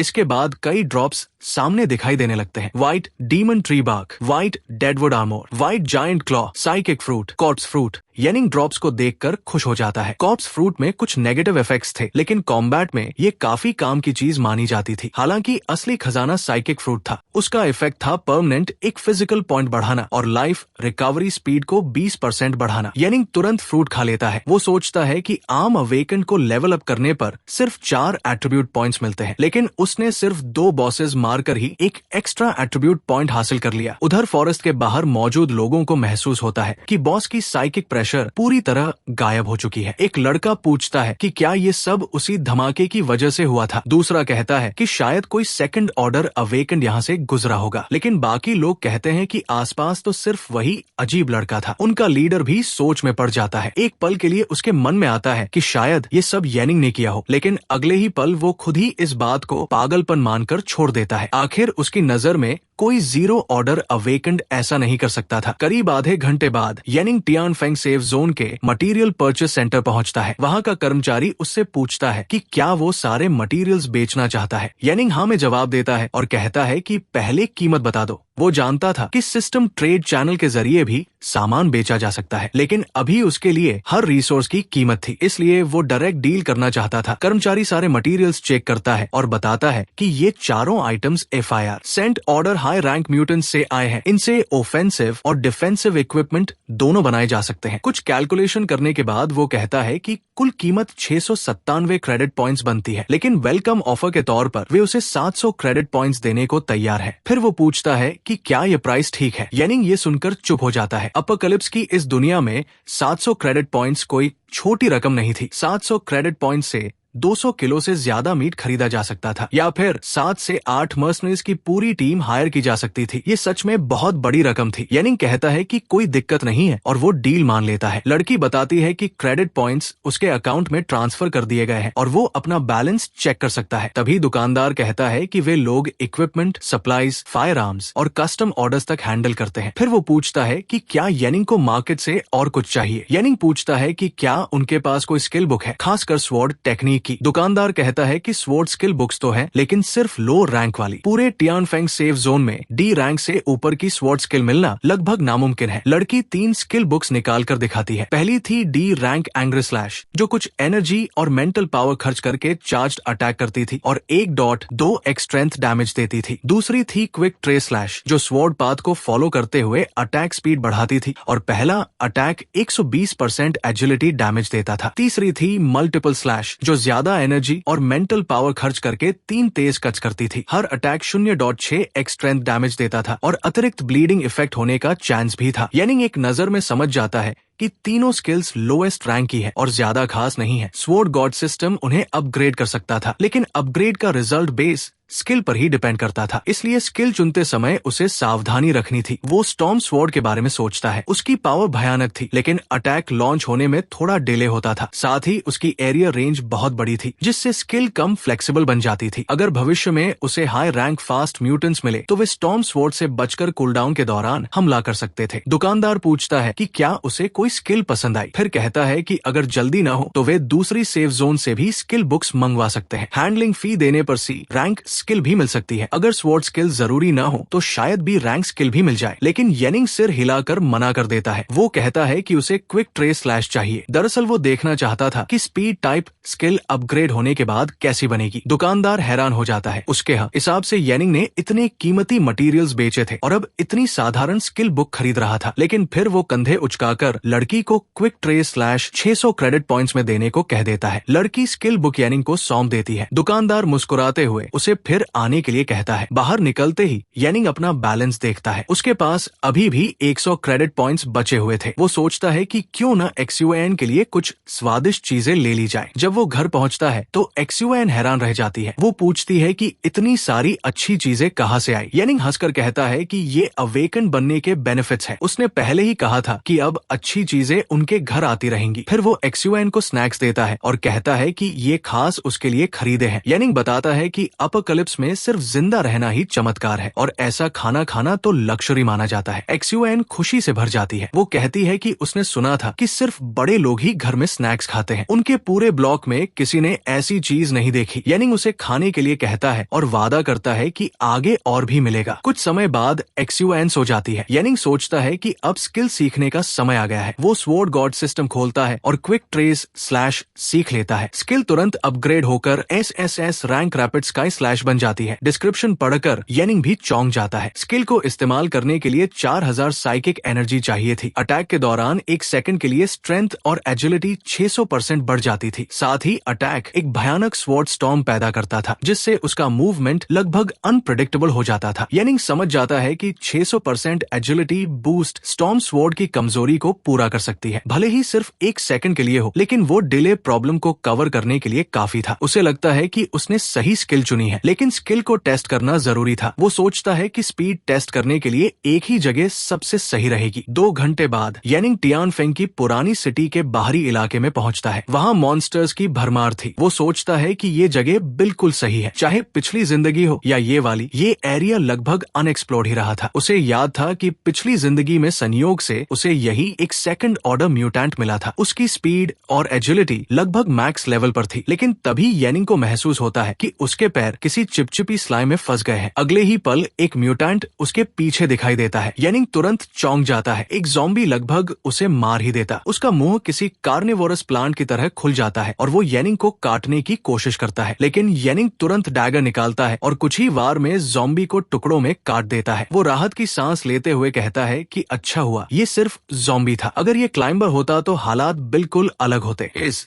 जहरीली गंदगी में लड़ना वैसे ही हार्ड मोड जैसा था, लेकिन येनिंग को पता नहीं था कि असली क्लाइंबर पहले से ही दूर कहीं छिपा हुआ उसे देख रहा था। येनिंग पर तभी हमला हो जाता है। उसे याद आता है कि पिछली जिंदगी में जब उसने क्लाइंबर का सामना किया था तब वो पहले से सेकंड ऑर्डर में था, फिर भी उसे बुरी तरह हराया गया था। अभी उसकी मौजूदा हालत में वो बस थोड़ा सा धीमा पड़ेगा और क्लाइंबर उसे टुकड़ों में काट देगा। वो अपनी याददाश्त पर भरोसा करते हुए सोचता है कि क्लाइंबर यही कहीं छिपा होना चाहिए। तभी उसकी नजर पास की लोहे की ग्रिल्स पर पड़ती है। वो उन्हें काटते हुए सोचता है कि शायद पिछली जिंदगी में उसने इस जगह पर ध्यान नहीं दिया था। ऐसा लग रहा था जैसे इन्हें ट्रैप की तरह इस्तेमाल किया जा सकता हो। उधर जब वो ये सब कर रहा था तभी एक हिडन एलीट मॉन्स्टर उसके पीछे प्रकट हो जाता है। मॉन्स्टर सीधे उसकी तरफ झपटता है, लेकिन येनिंग किसी तरह अटैक से बच जाता है। वो समझ जाता है कि क्लाइंबर के दोबारा आने से पहले उसे इस एलीट मॉन्स्टर को खत्म करना होगा। उसे लगता है कि गलती से फंसा हुआ ये ट्रैप अब उसके काम आ सकता है, लेकिन तभी उसके पीछे कुछ और दिखाई देता है। येनिंग का चेहरा बदल जाता है। सिस्टम अलर्ट देता है, second order mid rank mutant climber appeared. Yening पीछे मुड़कर देखता है और उसके मुंह से लगभग गाली निकल जाती है। आखिरकार वही हुआ जिससे वो डर रहा था। अब वो 2 वर्सेस 1 सिचुएशन में फंस चुका था। क्लाइंबर बिजली जैसी स्पीड से उसकी तरफ आता है और येनिंग बहुत मुश्किल से उसके अटैक से बचता है। वो क्लाइंबर की स्पीड देखकर हैरान रह जाता है। उसे लगता है कि ये उसकी पिछली जिंदगी वाले क्लाइंबर से भी ज्यादा तेज है। वो जल्दी से सोचता है कि ब्लाइंड स्पॉट और डिस्टेंस का फायदा उठाकर शायद अगले अटैक से बचा जा सकता है, लेकिन एलीट मॉन्स्टर भी लगातार पास आता जा रहा था। अब हालात ऐसे थे कि अगर वो क्लाइंबर के अटैक से बचता तो एलीट मॉन्स्टर का अटैक लग सकता था, और अगर एलीट मॉन्स्टर से बचता तो क्लाइंबर उसे पकड़ सकता था। उसके पास सोचने का समय नहीं था। येनिंग सामने देखता है और समझ जाता है कि अब उसे अपने शरीर पर भरोसा करके ही दोनों अटैक से बचना होगा। वो किसी तरह दोनों के बीच से निकल जाता है, लेकिन अब तक वो ट्रैप भी बुरी तरह टूट चुकी थी और हालात पहले से ज्यादा खराब हो चुके थे। येनिंग सोचता है कि वो यहाँ स्किल्स टेस्ट करने आया था, लेकिन मौजूदा हालत में स्टॉर्म स्वॉर्ड इस्तेमाल करना कहीं ज्यादा सुरक्षित रहता। समस्या ये थी कि स्टॉर्म स्वॉर्ड की कंडीशंस इस जगह के लिए सही नहीं थी। क्लाइंबर बहुत ज्यादा फास्ट था और स्टॉर्म स्वॉर्ड उसे आसानी से हिट नहीं कर पाती। जीरो ऑर्डर बॉडी के साथ दोनों म्यूटेंट से परफेक्ट तरीके से बचना लगभग नामुमकिन था। इस समय उसके पास सिर्फ एक ही भरोसेमंद स्किल बची थी, स्काईलाइट फ्लो। लेकिन Skylight flow single target skill थी। तभी क्लाइंबर और एलीट मॉन्स्टर दोनों एक साथ उसकी तरफ झपटते हैं और उसी समय येनिंग को कुछ याद आता है। उसे स्किल डिस्क्रिप्शन का एक हिस्सा याद आता है। वो तुरंत दौड़ना शुरू कर देता है। उसे नहीं पता था कि स्वॉर्ड की रेंज कितनी दूर तक जाती है, इसलिए वो सेफ्टी के लिए मिनिमम रेंज मानकर चल रहा था। वो जल्दी से कैलकुलेशन करता है। अगर सब कुछ सही रहा तो उसके हाथ की लंबाई और स्वॉर्ड रेंज मिलाकर अटैक की रीच दोनों मॉन्स्टर्स तक पहुंच सकती थी। भले ही स्किल सिंगल टारगेट हो, लेकिन शायद दोनों एक ही लाइन में आ जाए। अगले ही पल येनिंग दोनों मॉन्स्टर्स की तरफ दौड़ पड़ता है। वो उनके बीच से गुजरता है और स्काईलाइट फ्लो एक्टिवेट कर देता है। एक चमकदार स्लैश निकलता है और दोनों मॉन्स्टर्स एक साथ कट जाते हैं। एक ही अटैक में दोनों खत्म हो जाते हैं। येनिंग खुद भी कुछ पल के लिए हैरान रह जाता है। उसने सोचा था कि स्किल सिर्फ एक टारगेट को मारेगी, लेकिन अटैक ने स्पेशल इफेक्ट ट्रिगर कर दिया था। स्किल ने सिर्फ पहले टारगेट के लिम्स नहीं तोड़े, बल्कि के स्वॉर्ड ने स्प्लैश इफेक्ट भी पैदा कर दिया। इसी वजह से दूसरा मॉन्स्टर भी अटैक की रेंज में आ गया। हालांकि अटैक सफल रहा था, लेकिन येनिंग सोचता है कि दो मॉन्स्टर्स पर एक साथ रिस्क लेना सही फैसला नहीं था। कुछ देर सोचने के बाद उसे एहसास होता है कि स्पेशल इफेक्ट हर बार ट्रिगर होगा, इसकी कोई गारंटी नहीं है, इसलिए उसे इस स्किल को और गहराई से समझना होगा। फिर भी रिजल्ट देखकर उसे लगता है कि रिस्क लेना बेकार नहीं गया। उधर टियानफेंग मिलिट्री जोन में अचानक हड़कंप मच जाता है। एक अधिकारी स्क्रीन देखकर चौंक जाता है और पूछता है कि ये क्या है। उसे ऐसी एनर्जी फ्लक्चुएशन पहले कभी नहीं दिखाई दी थी। वो तुरंत अलार्म एक्टिवेट करने का आदेश देता है। पूरा कंट्रोल रूम अलर्ट पर चला जाता है। सभी लोग पूछने लगते हैं कि आखिर हुआ क्या है। अधिकारी बताता है कि सबर्ब्स में एबनॉर्मल एनर्जी स्पाइक्स डिटेक्ट हुई है। उसे शक था कि शायद कोई थर्ड ऑर्डर अवेकन वहां लड़ रहा है, लेकिन दूसरा अधिकारी कहता है कि आज टियानफेंग मिलिट्री जोन का कोई भी थर्ड ऑर्डर अवेकन बाहर नहीं गया है। ये सुनकर सब और ज्यादा हैरान हो जाते हैं। तुरंत इन्वेस्टिगेशन टीम भेजी जाती है। करीब 20 मिनट बाद वे बैटल साइट पर पहुंचते हैं। वहां का सीन देखकर सभी दंग रह जाते हैं। एक अधिकारी कहता है कि उसने पहले कभी ऐसी बैटल मार्क्स नहीं देखी। उसे याद नहीं पड़ता कि आसपास की किसी मिलिट्री जोन का कोई थर्ड ऑर्डर हैवी फाइटर ऐसी फाइटिंग स्टाइल इस्तेमाल करता हो। तभी दूसरा अधिकारी जमीन की तरफ इशारा करता है। वे रेसिडुअल एनर्जी ट्रेस चेक करते हैं और रिजल्ट देखकर सभी की आंखें फैल जाती है। एनालिसिस के अनुसार स्किल इस्तेमाल करने वाले ने कम से कम 4000 साइकिक एनर्जी रिलीज की थी। एक अधिकारी तुरंत कहता है कि 4000 साइकिक एनर्जी रिलीज करने के बाद भी खड़े रहने के लिए कम से कम मिड थर्ड ऑर्डर अवेकन होना जरूरी है। ये अब उनके डिपार्टमेंट के लेवल से ऊपर की बात थी। उन्हें तुरंत एक्सआईओ को रिपोर्ट करनी होगी। टियानफेंग सेफ जोन वापस पहुंचने के बाद येनिंग अपने नए इक्विपमेंट के एट्रीब्यूट्स देखने लगता है। Agility +4, strength +2, attack speed 30% increase, एक स्पेशल इफेक्ट जो 120 पॉइंट एक्स्ट्रा डैमेज देता है और इक्विपमेंट स्किल डैश जो यूजर को 2 सेकंड्स के लिए आगे की तरफ तेजी से स्प्रिंट करने देती है और सीधे पेट को टारगेट करती है। येनिंग देखता है कि ये इक्विपमेंट मोबिलिटी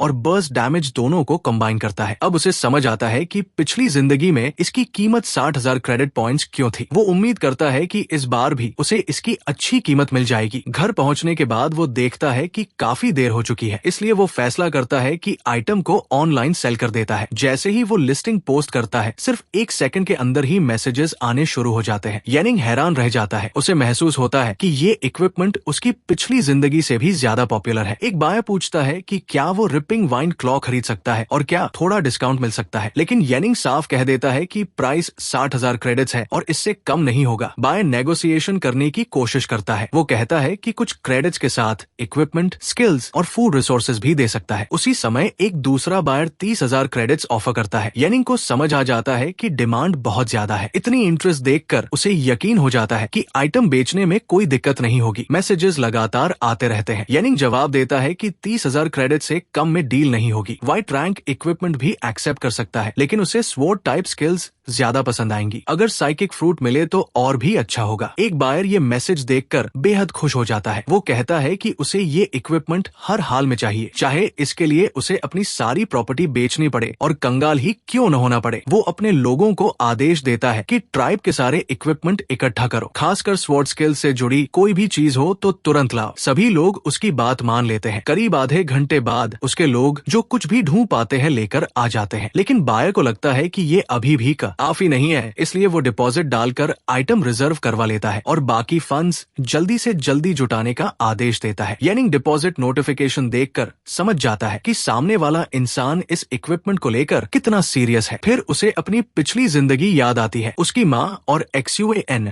हमेशा मुश्किलों में रहती थी। उनकी जिंदगी में शायद ही कभी कोई अच्छा दिन आया हो, लेकिन अब सब अलग था। इस बार उसके पास रिसोर्सेज थे। वो सोचता है कि अगर माँ और XUAN को फिर भी तकलीफ उठानी पड़ी तो उसके रीबर्थ का क्या मतलब रह जाएगा। अगले दिन येनिंग टियानफेंग रियल एस्टेट एजेंसी पहुंचता है। एक महिला उससे पूछती है कि वो किस तरह का अपार्टमेंट ढूंढ रहा है। येनिंग बिना घुमाए फिराए कहता है कि उसे सबसे अच्छा रेडी टू मूव अपार्टमेंट चाहिए और जल्दी चाहिए, क्योंकि उसके पास ज्यादा समय नहीं है। महिला उसे ऊपर से नीचे तक देखती है और मन ही मन उसका मजाक उड़ाती है। उसकी नजर में एक जीरो ऑर्डर अवेकेंड तो वहाँ का एक ब्रिक भी नहीं खरीद सकता था। वो कहती है कि सबसे अच्छी यूनिट्स की कीमत 40,000 क्रेडिट्स है। फिर ताने मारते हुए कहती है कि शायद येनिंग को 2,000 क्रेडिट्स वाली प्रॉपर्टीज देखनी चाहिए, क्योंकि उसे बाकी कस्टमर्स को भी अटेंड करना है। लेकिन येनिंग शांत रहता है। वो सीधे कहता है कि उसे वही 40,000 क्रेडिट्स वाला अपार्टमेंट चाहिए। वो पेमेंट ट्रांसफर करने वाला है। महिला अभी भी उसे सीरियस नहीं ले रही थी। वो सोचती है कि अगर इस फटेहाल लड़के के पास सच में पैसे नहीं हुए तो उसका समय बर्बाद होगा। जब येनिंग कार्ड स्वाइप करता है तो सिस्टम दिखाता है कि उसके अकाउंट में सिर्फ 13,000 क्रेडिट्स है। ट्रांजैक्शन फेल हो जाती है। महिला तुरंत ताना मारती है। वो पूछती है कि क्या उसके पास पैसे नहीं है और क्या वो सिर्फ टाइम पास करने आया है। उसके हिसाब से उसके कुछ मिनट्स भी हजारों क्रेडिट्स के बराबर थे। तभी येनिंग को एक मैसेज मिलता है। वही बायर माफी मांगते हुए बताता है कि उसने 39,375 क्रेडिट्स, कुछ इक्विपमेंट और कुछ साइकिक फ्रूट्स का इंतजाम कर लिया है। वो पूछता है कि क्या अब डील फाइनल की जा सकती है। येनिंग ऑफर चेक करता है। सारे इक्विपमेंट व्हाइट रैंक के थे, लेकिन एक सेट के तौर पर बुरे नहीं थे, इसलिए वो डील एक्सेप्ट कर लेता है। कुछ ही सेकंड्स बाद 39,000 से ज्यादा क्रेडिट्स उसके अकाउंट में ट्रांसफर हो जाते हैं। येनिंग मुस्कुराता है और कहता है कि अब पेमेंट हो सकती है। महिला की पूरी पर्सनैलिटी पल भर में बदल जाती है। अभी तक जो उसे नीची नजर से देख रही थी, अब उसे यंग सक्सेसफुल टैलेंट कहने लगती है। इतनी कम उम्र में इतनी वेल्थ देखकर वो खुद भी शॉक थी। अब वो बहुत स्वीट बनकर पूछती है कि क्या येनिंग को ट्रांसफर प्रोसेस की जानकारी है। फिर वो उसे VIP रूम में ले जाती है और कहती है कि वे उसे स्पेशल सर्विस देंगी। ट्रांजैक्शन कंप्लीट होने के बाद येनिंग अपनी छोटी बहन को नया घर दिखाने ले जाता है। XUAN हैरान होकर पूछती है कि क्या वे सच में अब यहाँ रहने वाले हैं। येनिंग उसे चाबी देते हुए कहता है कि अब उसे कूड़े में सामान ढूंढने की जरूरत नहीं पड़ेगी। फिर वो कहता है कि जाकर माँ को भी यहाँ ले आओ। कुछ दूर जाने के बाद येनिंग सोचता है कि क्लाइंबर को मारने के लिए जो रिसोर्सेज उसने जमा किए थे वे लगभग खत्म हो चुके हैं, इसलिए उसे जल्द से जल्द नए रिसोर्सेज जुटाने होंगे। टियानफेंग के हाई लेवल म्यूटेंट्स ज्यादातर मिलिट्री द्वारा खत्म कर दिए जाते हैं। जो बचे हैं वे सिर्फ ट्रेनिंग टारगेट्स जैसे हैं और लो लेवल अवेकन के लिए ही मुश्किल से काफी है। इसलिए अब उसके पास सिर्फ एक ऑप्शन बची थी, कैडावर एकेडमी। टियानफेंग सेफ जोन के बाहर मौजूद वही जगह जहां अभी भी साइकिक फ्रूट्स हासिल की जा सकती थी। इस डंजियन में सेकंड ऑर्डर म्यूटेंट्स भी मौजूद थे। स्कोर के हिसाब से स्पेशल रिवॉर्ड्स मिलते थे और अब तक किसी ने भी मैक्सिमम स्कोर हासिल नहीं किया था। इसका मतलब था कि सभी रिवॉर्ड्स अभी भी अवेलेबल थे। येनिंग को पूरा भरोसा था कि अपनी SSS रैंक स्किल्स की मदद से वो कैडावर एकेडमी का चैंपियन बन सकता है। वो बिना देर किए अंदर कूद जाता है। सिस्टम दिखाता है कि उसने कैडावर एकेडमी का C रैंक केस एंटर किया है। एंट्री रिक्वायरमेंट सेकंड ऑर्डर थी। येनिंग कंफर्मेशन देता है और अंदर पहुंच जाता है। सिस्टम बताता है कि इस समय कुल 14 प्लेयर्स अंदर मौजूद है। केस स्टार्ट हो जाता है और पूरा सिनारियो एक्टिवेट हो जाता है। करंट एनवायरनमेंट नॉर्मल था। कोई पैरानॉर्मल इवेंट या स्पेशल इवेंट एक्टिव नहीं था। एनिमीज में म्यूटेंट्स, ज़ॉम्बीज और कुछ ह्यूमंस शामिल थे। स्टोरी 7 दिन बाद की थी, जब अपोकलिप्स आउटब्रेक के बाद पूरी एकेडमी ज़ॉम्बीज से भर चुकी थी। बाहर निकलने के लिए बेसिक टास्क्स कंप्लीट करनी थी। उधर पीछे खड़ा एक लड़का पूछता है कि क्या किसी ने ये केस पहले खेला है। एक ब्लॉन्ड लड़का आगे आता है और कहता है कि उसने एक बार ये केस क्लियर किया है। अगर किसी को एक्सपीरियंस नहीं है तो वो टीम लीड कर सकता है। एक बॉल्ड लड़का कहता है कि उसने सुना है कैडावर एकेडमी काफी डेंजरस है। अगर ब्लॉन्ड के पास एक्सपीरियंस है तो वो उसका फॉलो करेगा। ब्लॉन्ड सिर हिलाता है और बताता है कि ये सेकंड ऑर्डर केसेस में मीडियम हार्ड डिफिकल्टी माना जाता है। वो कहता है कि अगर टीम कोऑर्डिनेशन खराब हुई तो पूरी टीम वाइप हो सकती है। ये सुनकर कई लोग घबरा जाते हैं, लेकिन तभी उसकी नजर येनिंग पर पड़ती है, जो बिल्कुल भी कंसर्न नहीं दिख रहा था। ब्लॉन्ड येनिंग के पास जाता है और पूछता है कि एक जीरो ऑर्डर यहाँ क्या कर रहा है। वो कहता है कि ये सेकंड ऑर्डर केस है, क्या वो मरने आया है। लेकिन येनिंग सिर्फ उसकी तरफ देखता है और अपने किलिंग इंटेंट की हल्की सी प्रेशर छोड़ देता है। ब्लॉन्ड तुरंत चुप हो जाता है। उसे महसूस होता है कि ये जीरो ऑर्डर लड़का कुछ ज्यादा ही डरावना है। फिर वो बाकी लोगों से कहता है कि उनके पास येनिंग की देखभाल करने का समय नहीं है। अगर वो खुद को संभाल सकता है तो ठीक है, नहीं तो पीछे रह जाए और प्रॉब्लम न बने। फिर वो कहता है कि जीरो ऑर्डर अवेकन को भी एक्सपीरियंस चाहिए होती है, इसलिए उसे साथ रहने दिया जा सकता है। इसके बाद वो पूरी टीम को वार्निंग देता है कि बेसिक रिवॉर्ड सिर्फ व्हाइट रैंक इक्विपमेंट का एक पीस है, लेकिन ज्यादातर लोग हाई डिफिकल्टी रिवॉर्ड्स के लिए आए थे। इसलिए वो सबको याद दिलाता है कि किसी भी हालत में कोई अकेले मिशन कंप्लीट करने की कोशिश नहीं करेगा। वो बताता है कि पिछली बार जब वो यहाँ आया था तो गलती से 2 बॉसेस एक साथ एग्रो हो गए थे। पूरी टीम को भारी नुकसान हुआ था। अगर 2 सेकंड ऑर्डर अवेकंड अपनी जान लगाकर फाइट न करते तो वे सब मर जाते। वो कहता है कि उस समय वो इतना डर गया था कि लगभग मर ही गया था और बदले में कुछ भी हासिल नहीं हुआ। उधर येनिंग उसकी बातों पर ध्यान ही नहीं दे रहा था। वो अपना स्टेटस पैनल देख रहा था। उसे लगता है कि उसके एट्रीब्यूट्स अभी भी कम है और उसे साइकिक फ्रूट्स बचाने की जरूरत नहीं है। वो देखता है कि उसकी स्ट्रेंथ 17 पॉइंट्स पहुंच चुकी है। उसकी जानकारी के अनुसार कई सेकंड ऑर्डर अवेकन की मैक्सिमम स्ट्रेंथ भी सिर्फ 18 पॉइंट होती थी। मतलब अभी ही उसकी स्ट्रेंथ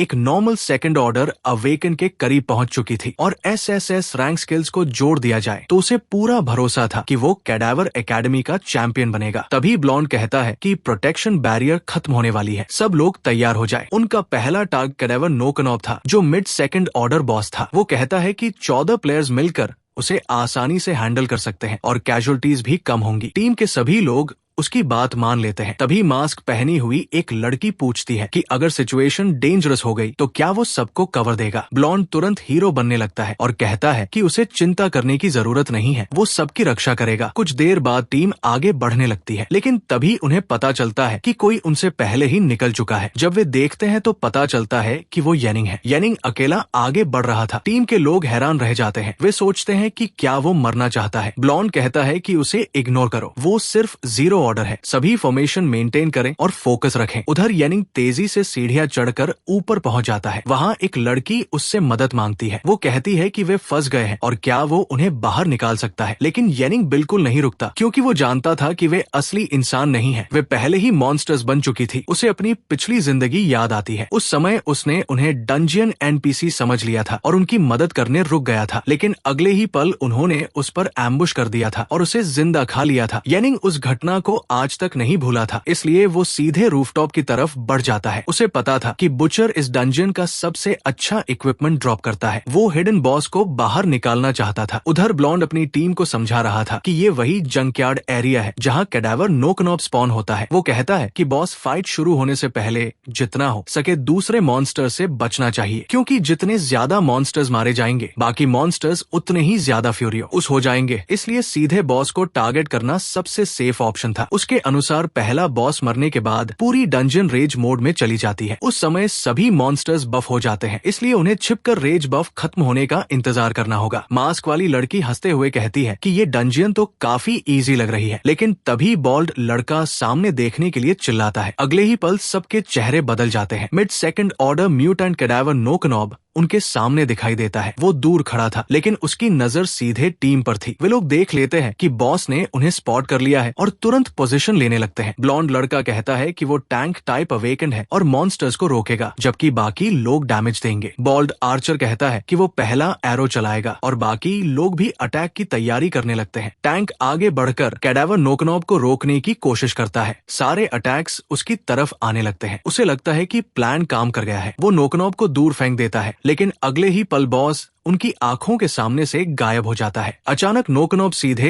एक टीम मेंबर के ऊपर गिरता है। सब घबरा जाते हैं। ब्लॉन्ड जल्दी से माफी मांगता है और कहता है कि उसका कंट्रोल एक पल के लिए टूट गया था। फिर वो कहता है कि अब सब ठीक है और बाकी लोग पहले की तरह अटैक करते रहें। उधर येनिंग सोच रहा था कि बुचर यही कहीं होना चाहिए, लेकिन उसे दिखाई नहीं दे रहा था। वो मिशन लिस्ट खोल कर देखता है और तभी हैरान रह जाता है। बुचर को मारने वाली मिशन गायब हो चुकी थी। येनिंग तुरंत समझ जाता है कि किसी और ने मिशन एक्सेप्ट कर ली है। वो सोचने लगता है कि आखिर ऐसा कौन कर सकता है। उधर टीम अभी भी नोकनॉब से लड़ रही थी कि तभी पीछे से एक मेंबर पर दूसरे मॉन्स्टर का अटैक हो जाता है और पूरा बैटलफील्ड केओस में बदल जाता है। सब लोग शॉक में पड़ जाते हैं कि दूसरा बॉस यहाँ कैसे आ गया। ब्लॉन्ड तुरंत बहाना बनाता है और कहता है कि जरूर किसी ने सीक्रेट मिशन एक्सेप्ट की होगी। असल में उसका अपना प्लान कुछ और था। टैंक होने की वजह से उसका डैमेज कम था और डंजन में बेस्ट इक्विपमेंट हासिल करना उसके लिए मुश्किल था। इसलिए वो चाहता था कि आखिर तक सिर्फ वही जिंदा बचे और बॉस के लास्ट हिट लेकर सारा बेस्ट लूट खुद ले जाए। लेकिन अब वो मासूम बनकर सबके सामने पूछता है कि आखिर मिशन किसने एक्सेप्ट की। फिर वो शक की सुई येनिंग की तरफ घुमा देता है और कहता है कि शायद वही जीरो ऑर्डर लड़का जिम्मेदार है। ब्लॉन्ड, जिसका नाम गुमुन था, ऊंची आवाज में कहता है कि वो येनिंग की चाल में नहीं फंसेगा। फिर वो अपनी टैंक स्किल इस्तेमाल करके दोनों बॉसेस को एक साथ खींच लेता है और टीम को अटैक करने के लिए कहता है। बाकी लोग उसे देखकर प्रभावित हो जाते हैं। उन्हें लगता है कि गुमुन सच में कमाल का लीडर है। लेकिन येनिंग दूर खड़ा सब देख रहा था। उसे समझ आ गया था कि गुमुन सारी गलती उसके सिर डालना चाहता है। प्लान बुरा नहीं था, लेकिन उसने गलत इंसान चुन लिया था। येनिंग को पता था कि इस डंजन में अभी 2 हिडन बॉसेस और बाकी है, इसलिए वो सीधे सी रैंक मिशन एक्सेप्ट कर लेता है जिसमें पेस्टिलेंट म्यूटेंट को मारना था। इसके बाद वो बी रैंक मिशन भी एक्सेप्ट कर लेता है जिसमें कैडावर मास्टर को मारना था। जैसे ही मिशंस एक्सेप्ट होती हैं, दोनों हिडन बॉसेस स्पॉन हो जाते हैं। येनिंग उन्हें देखकर मुस्कुराता है और कहता है कि अब जाकर मजा आएगा। दोनों बॉसेस तुरंत उसकी तरफ दौड़ पड़ते हैं, लेकिन येनिंग बिल्डिंग की छत से छलांग लगा देता है। वो देखता है कि दोनों बॉसेस उसके पीछे आ रहे हैं और पूरी तरह एग्रो हो चुके हैं। येनिंग के लिए ये बिल्कुल परफेक्ट था। उधर गुमुन अचानक येनिंग को ऊपर से गिरते हुए देखता है और पहचान जाता है कि ये वही जीरो ऑर्डर लड़का है। येनिंग उनके पास लैंडिंग करता है। गुमुन पूछता है कि वो आखिर कर क्या रहा है, लेकिन अगले ही पल बाकी 2 बॉसेस भी वहां पहुंच जाते हैं और पूरी टीम के होश उड़ जाते हैं। गुमुन का चेहरा डर से सफेद पड़ जाता है। येनिंग हल्की मुस्कान के साथ पूछता है कि क्या उसे खेलना पसंद नहीं है। फिर वो कहता है कि अब असली खेल शुरू होगा, क्योंकि अब वहाँ एक साथ 4 बॉसेस मौजूद थे। अब सिचुएशन पूरी तरह आउट ऑफ कंट्रोल हो चुकी थी। येनिंग मन ही मन सोचता है कि गुमुन उसे मॉन्स्टर्स लाने का दोष दे रहा था, इसलिए उसने सच में मॉन्स्टर्स ला दिए। उधर गुमुन लगभग पागल हो जाता है। उसे समझ आ जाता है कि येनिंग ने जानबूझकर सारी मिशंस एक्सेप्ट की है। वो गुस्से में चिल्लाता है कि ये जीरो ऑर्डर पागल है। तुरंत वो सबको रूफ की तरफ भागने का आदेश देता है और कहता है कि अगर जिंदा रहना है तो उसके पीछे आओ। बाकी लोग कुछ पल के लिए हिचकिचाते हैं, लेकिन फिर उसके पीछे भागने लगते हैं। उधर येनिंग सोचता है कि यही तो वो चाहता था। अगर सब लोग ऑडिटोरियम में इकट्ठा हो जाएंगे तो उन्हें हैंडल करना और आसान हो जाएगा। कुछ देर बाद सभी लोग ऑडिटोरियम पहुंच जाते हैं, लेकिन वहां पहुंचकर देखते हैं कि येनिंग पहले से उनका इंतजार कर रहा है। तभी बंदना वाला लड़का गुस्से में येनिंग पर टूट पड़ता है। वो कहता है कि अगर येनिंग मरना चाहता है तो उसे कोई दिक्कत नहीं। जैसे ही वो अटैक करता है, येनिंग बेहद आसानी से साइड स्टेप करके बच जाता है। बंदना वाला लड़का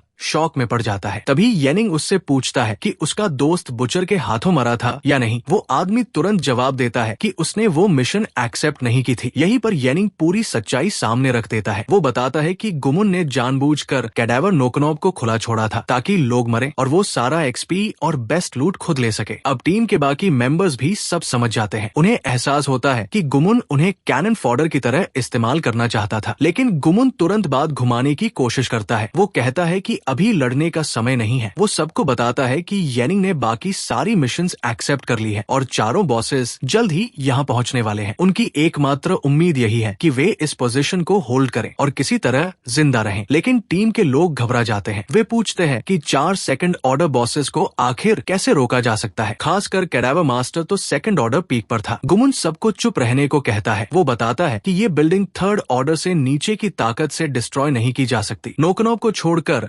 बाकी बॉसेस इतने बड़े हैं कि वे सिर्फ बिल्डिंग पर चढ़ सकते हैं, अंदर आसानी से नहीं आ सकते। इसलिए वो टीम को 2 ग्रुप्स में बांट देता है। लॉन्ग रेंज फाइटर्स बाकी 3 बॉसेस को रोकेंगे, जबकि बाकी लोग मेन एंट्रेंस पर नोकोनोब और ज़ॉम्बी होर्ड को रोकेंगे। फिर वो कसम खाता है कि अगर वे लोग यहाँ से जिंदा बाहर निकले तो सबसे पहले गुमुन और जीरो ऑर्डर लड़के का सिर कुचलेगा। येनिंग उसकी बातें सुनकर बस मुस्कुरा देता है। फिर वो मन ही मन कहता है कि पहले ये देख लेते हैं कि गुमुन आखिर तक जिंदा भी रह पाता है या नहीं। सभी लोग बिल्डिंग के किनारे पर पहुंच जाते हैं और ऊपर चढ़ रहे तीनों बॉसेस पर लॉन्ग रेंज अटैक्स बरसाने लगते हैं। लेकिन कुछ ही देर में उनके चेहरे उतर जाते हैं, क्योंकि किसी भी अटैक का कोई असर नहीं हो रहा था। बॉसेस लगातार ऊपर चढ़ते जा रहे थे और टीम के लोगों की एनर्जी भी धीरे धीरे खत्म होने लगी थी। गुमुन घबराकर कहता है कि अब सब खत्म हो चुका है और वे लोग पूरी तरह फंस गए हैं। लेकिन उसी समय येनिंग सबको देखता है और कहता है कि अगर जिंदा रहना है तो उसके साथ नीचे कूद जाओ। सब लोग शॉक में पड़ जाते हैं। उन्हें समझ नहीं आता कि येनिंग आखिर क्या कह रहा है। अगले ही पल येनिंग खुद बिल्डिंग से छलांग लगा देता है। ऊपर खड़े लोग उसे पागल कहकर गालियां देने लगते हैं। लेकिन तभी आसमान में एक भयानक एनर्जी प्रेशर फैल जाती है। सभी लोग ऊपर देखकर हैरान रह जाते हैं। उन्हें एहसास होता है कि ये पावर उसी जीरो ऑर्डर लड़के से आ रही है। कुछ लोग सोचते हैं कि अगर वही रुके रहे तो मर जाएंगे, इसलिए वे भी कूदने का फैसला कर लेते हैं। लेकिन गुमुन ऐसा नहीं करता। वो सोचता है कि टैंक होने की वजह से उसके पास अभी भी बचने का चांस है। तभी येनिंग स्टॉर्म स्वॉर्ड एक्टिवेट कर देता है। एक भयानक एनर्जी स्टॉर्म पूरे एरिया को ढक लेती है। अगले ही पल पूरा बिल्डिंग हिल उठता है। चारों बॉसेस उस अटैक की चपेट में आ जाते हैं और गुमुन भी उनके साथ गायब हो जाता है। सब कुछ एक ही अटैक में खत्म हो जाता है। बाकी लोग अविश्वास से ये सीन देखते रह जाते हैं। कुछ सेकंड पहले जिन बॉसेस से वे कांप रहे थे वे अब पूरी तरह मिट चुके थे। चारों बॉसेस एक ही पल में खत्म हो गए थे। गुमुन भी धूल बन चुका था। अब उन्हें समझ आता है कि येनिंग ने सारी मिशंस क्यों एक्सेप्ट की थी। उसकी ताकत कम से कम थर्ड ऑर्डर लेवल की लग रही थी। कुछ देर बाद येनिंग उनके पास वापस आता है और पूछता है कि सब ठीक है या नहीं। टीम के लोग तुरंत उससे माफी मांगने लगते हैं। बंदना वाला लड़का तो जल्दी से सफाई देने लगता है कि उसने जीरो ऑर्डर वाली बात येनिंग के लिए नहीं कही थी। लेकिन येनिंग सिर्फ सिर हिलाता है और कहता है कि अब इन बातों का कोई मतलब नहीं है। अभी सबसे जरूरी काम बाकी बचे ज़ॉम्बीज़ को खत्म करना है। सभी लोग बिना बहस किए उसकी बात मान लेते हैं। अब टीम का लीडर भी येनिंग ही बन चुका था। सभी उसके पीछे पीछे चलने लगते हैं। नीचे पहुंचकर येनिंग को अपनी पिछली जिंदगी की बात याद आती है। उसने सुना था कि कैडावर नोकनॉब के पास एक हिडन ब्लू रैंक इक्विपमेंट होता है। उसे याद था कि वो आधे स्कल जैसा दिखता है, लेकिन स्टॉर्म स्वॉर्ड ने पूरा बैटलफील्ड तबाह कर दिया था, इसलिए आइटम ढूंढना अब मुश्किल हो गया था। तभी उसकी नजर एक चमकती हुई चीज पर पड़ती है। वो उसे उठाता है और देखता है कि वो ग्रज स्कल है। उसके इफेक्ट्स टेलीकिनेसिस और साइकिक डिटेक्शन थे। उसे माथे पर लगाकर एब्जॉर्ब करना पड़ता था। येनिंग समझ जाता है कि ये साइकिक अवेकन के लिए ट्रेजर है। साइकिक यूजर्स को हमेशा कम आंका जाता था क्योंकि वे अपनी एबिलिटीज को फिजिकल अटैक्स में बदल नहीं पाते थे। इसी वजह से उनका डैमेज आउटपुट कम माना जाता था। लेकिन इस इक्विपमेंट के साथ सब बदल सकता था। येनिंग तुरंत स्कल को अपने माथे पर लगा लेता है। अगले ही पल उसके पूरे शरीर में भयानक दर्द दौड़ जाता है। वो जोर से चीखने लगता है। कुछ देर बाद दर्द खत्म हो जाता है। येनिंग टेलीकिनेसिस एक्टिवेट करता है। उसके पीछे पड़ी एक विशाल चट्टान हवा में उठ जाती है। फिर वो उसे जबरदस्त ताकत से आगे फेंक देता है। इसके बाद आसपास के कई और मलबे भी हवा में उठ जाते हैं। वो उन्हें राइफल बुलेट्स की तरह इस्तेमाल करता है। पत्थरों की बौछार सामने की विशाल चट्टान को आर पार कर देती है। येनिंग मुस्कुराता है। ये ताकत उसकी उम्मीद से भी बेहतर थी। उसे यकीन था कि लेवल अप होने के बाद ये एबिलिटी और भी खतरनाक हो जाएगी। भाइयों, आज की वीडियो में बस इतना ही। मिलते हैं नेक्स्ट पार्ट में। तब तक के लिए जो भाई चैनल पर नए हैं, चैनल को सब्सक्राइब करें और बेल आइकॉन ऑन कर लें ताकि अगली वीडियो आप सभी को सबसे पहले मिले।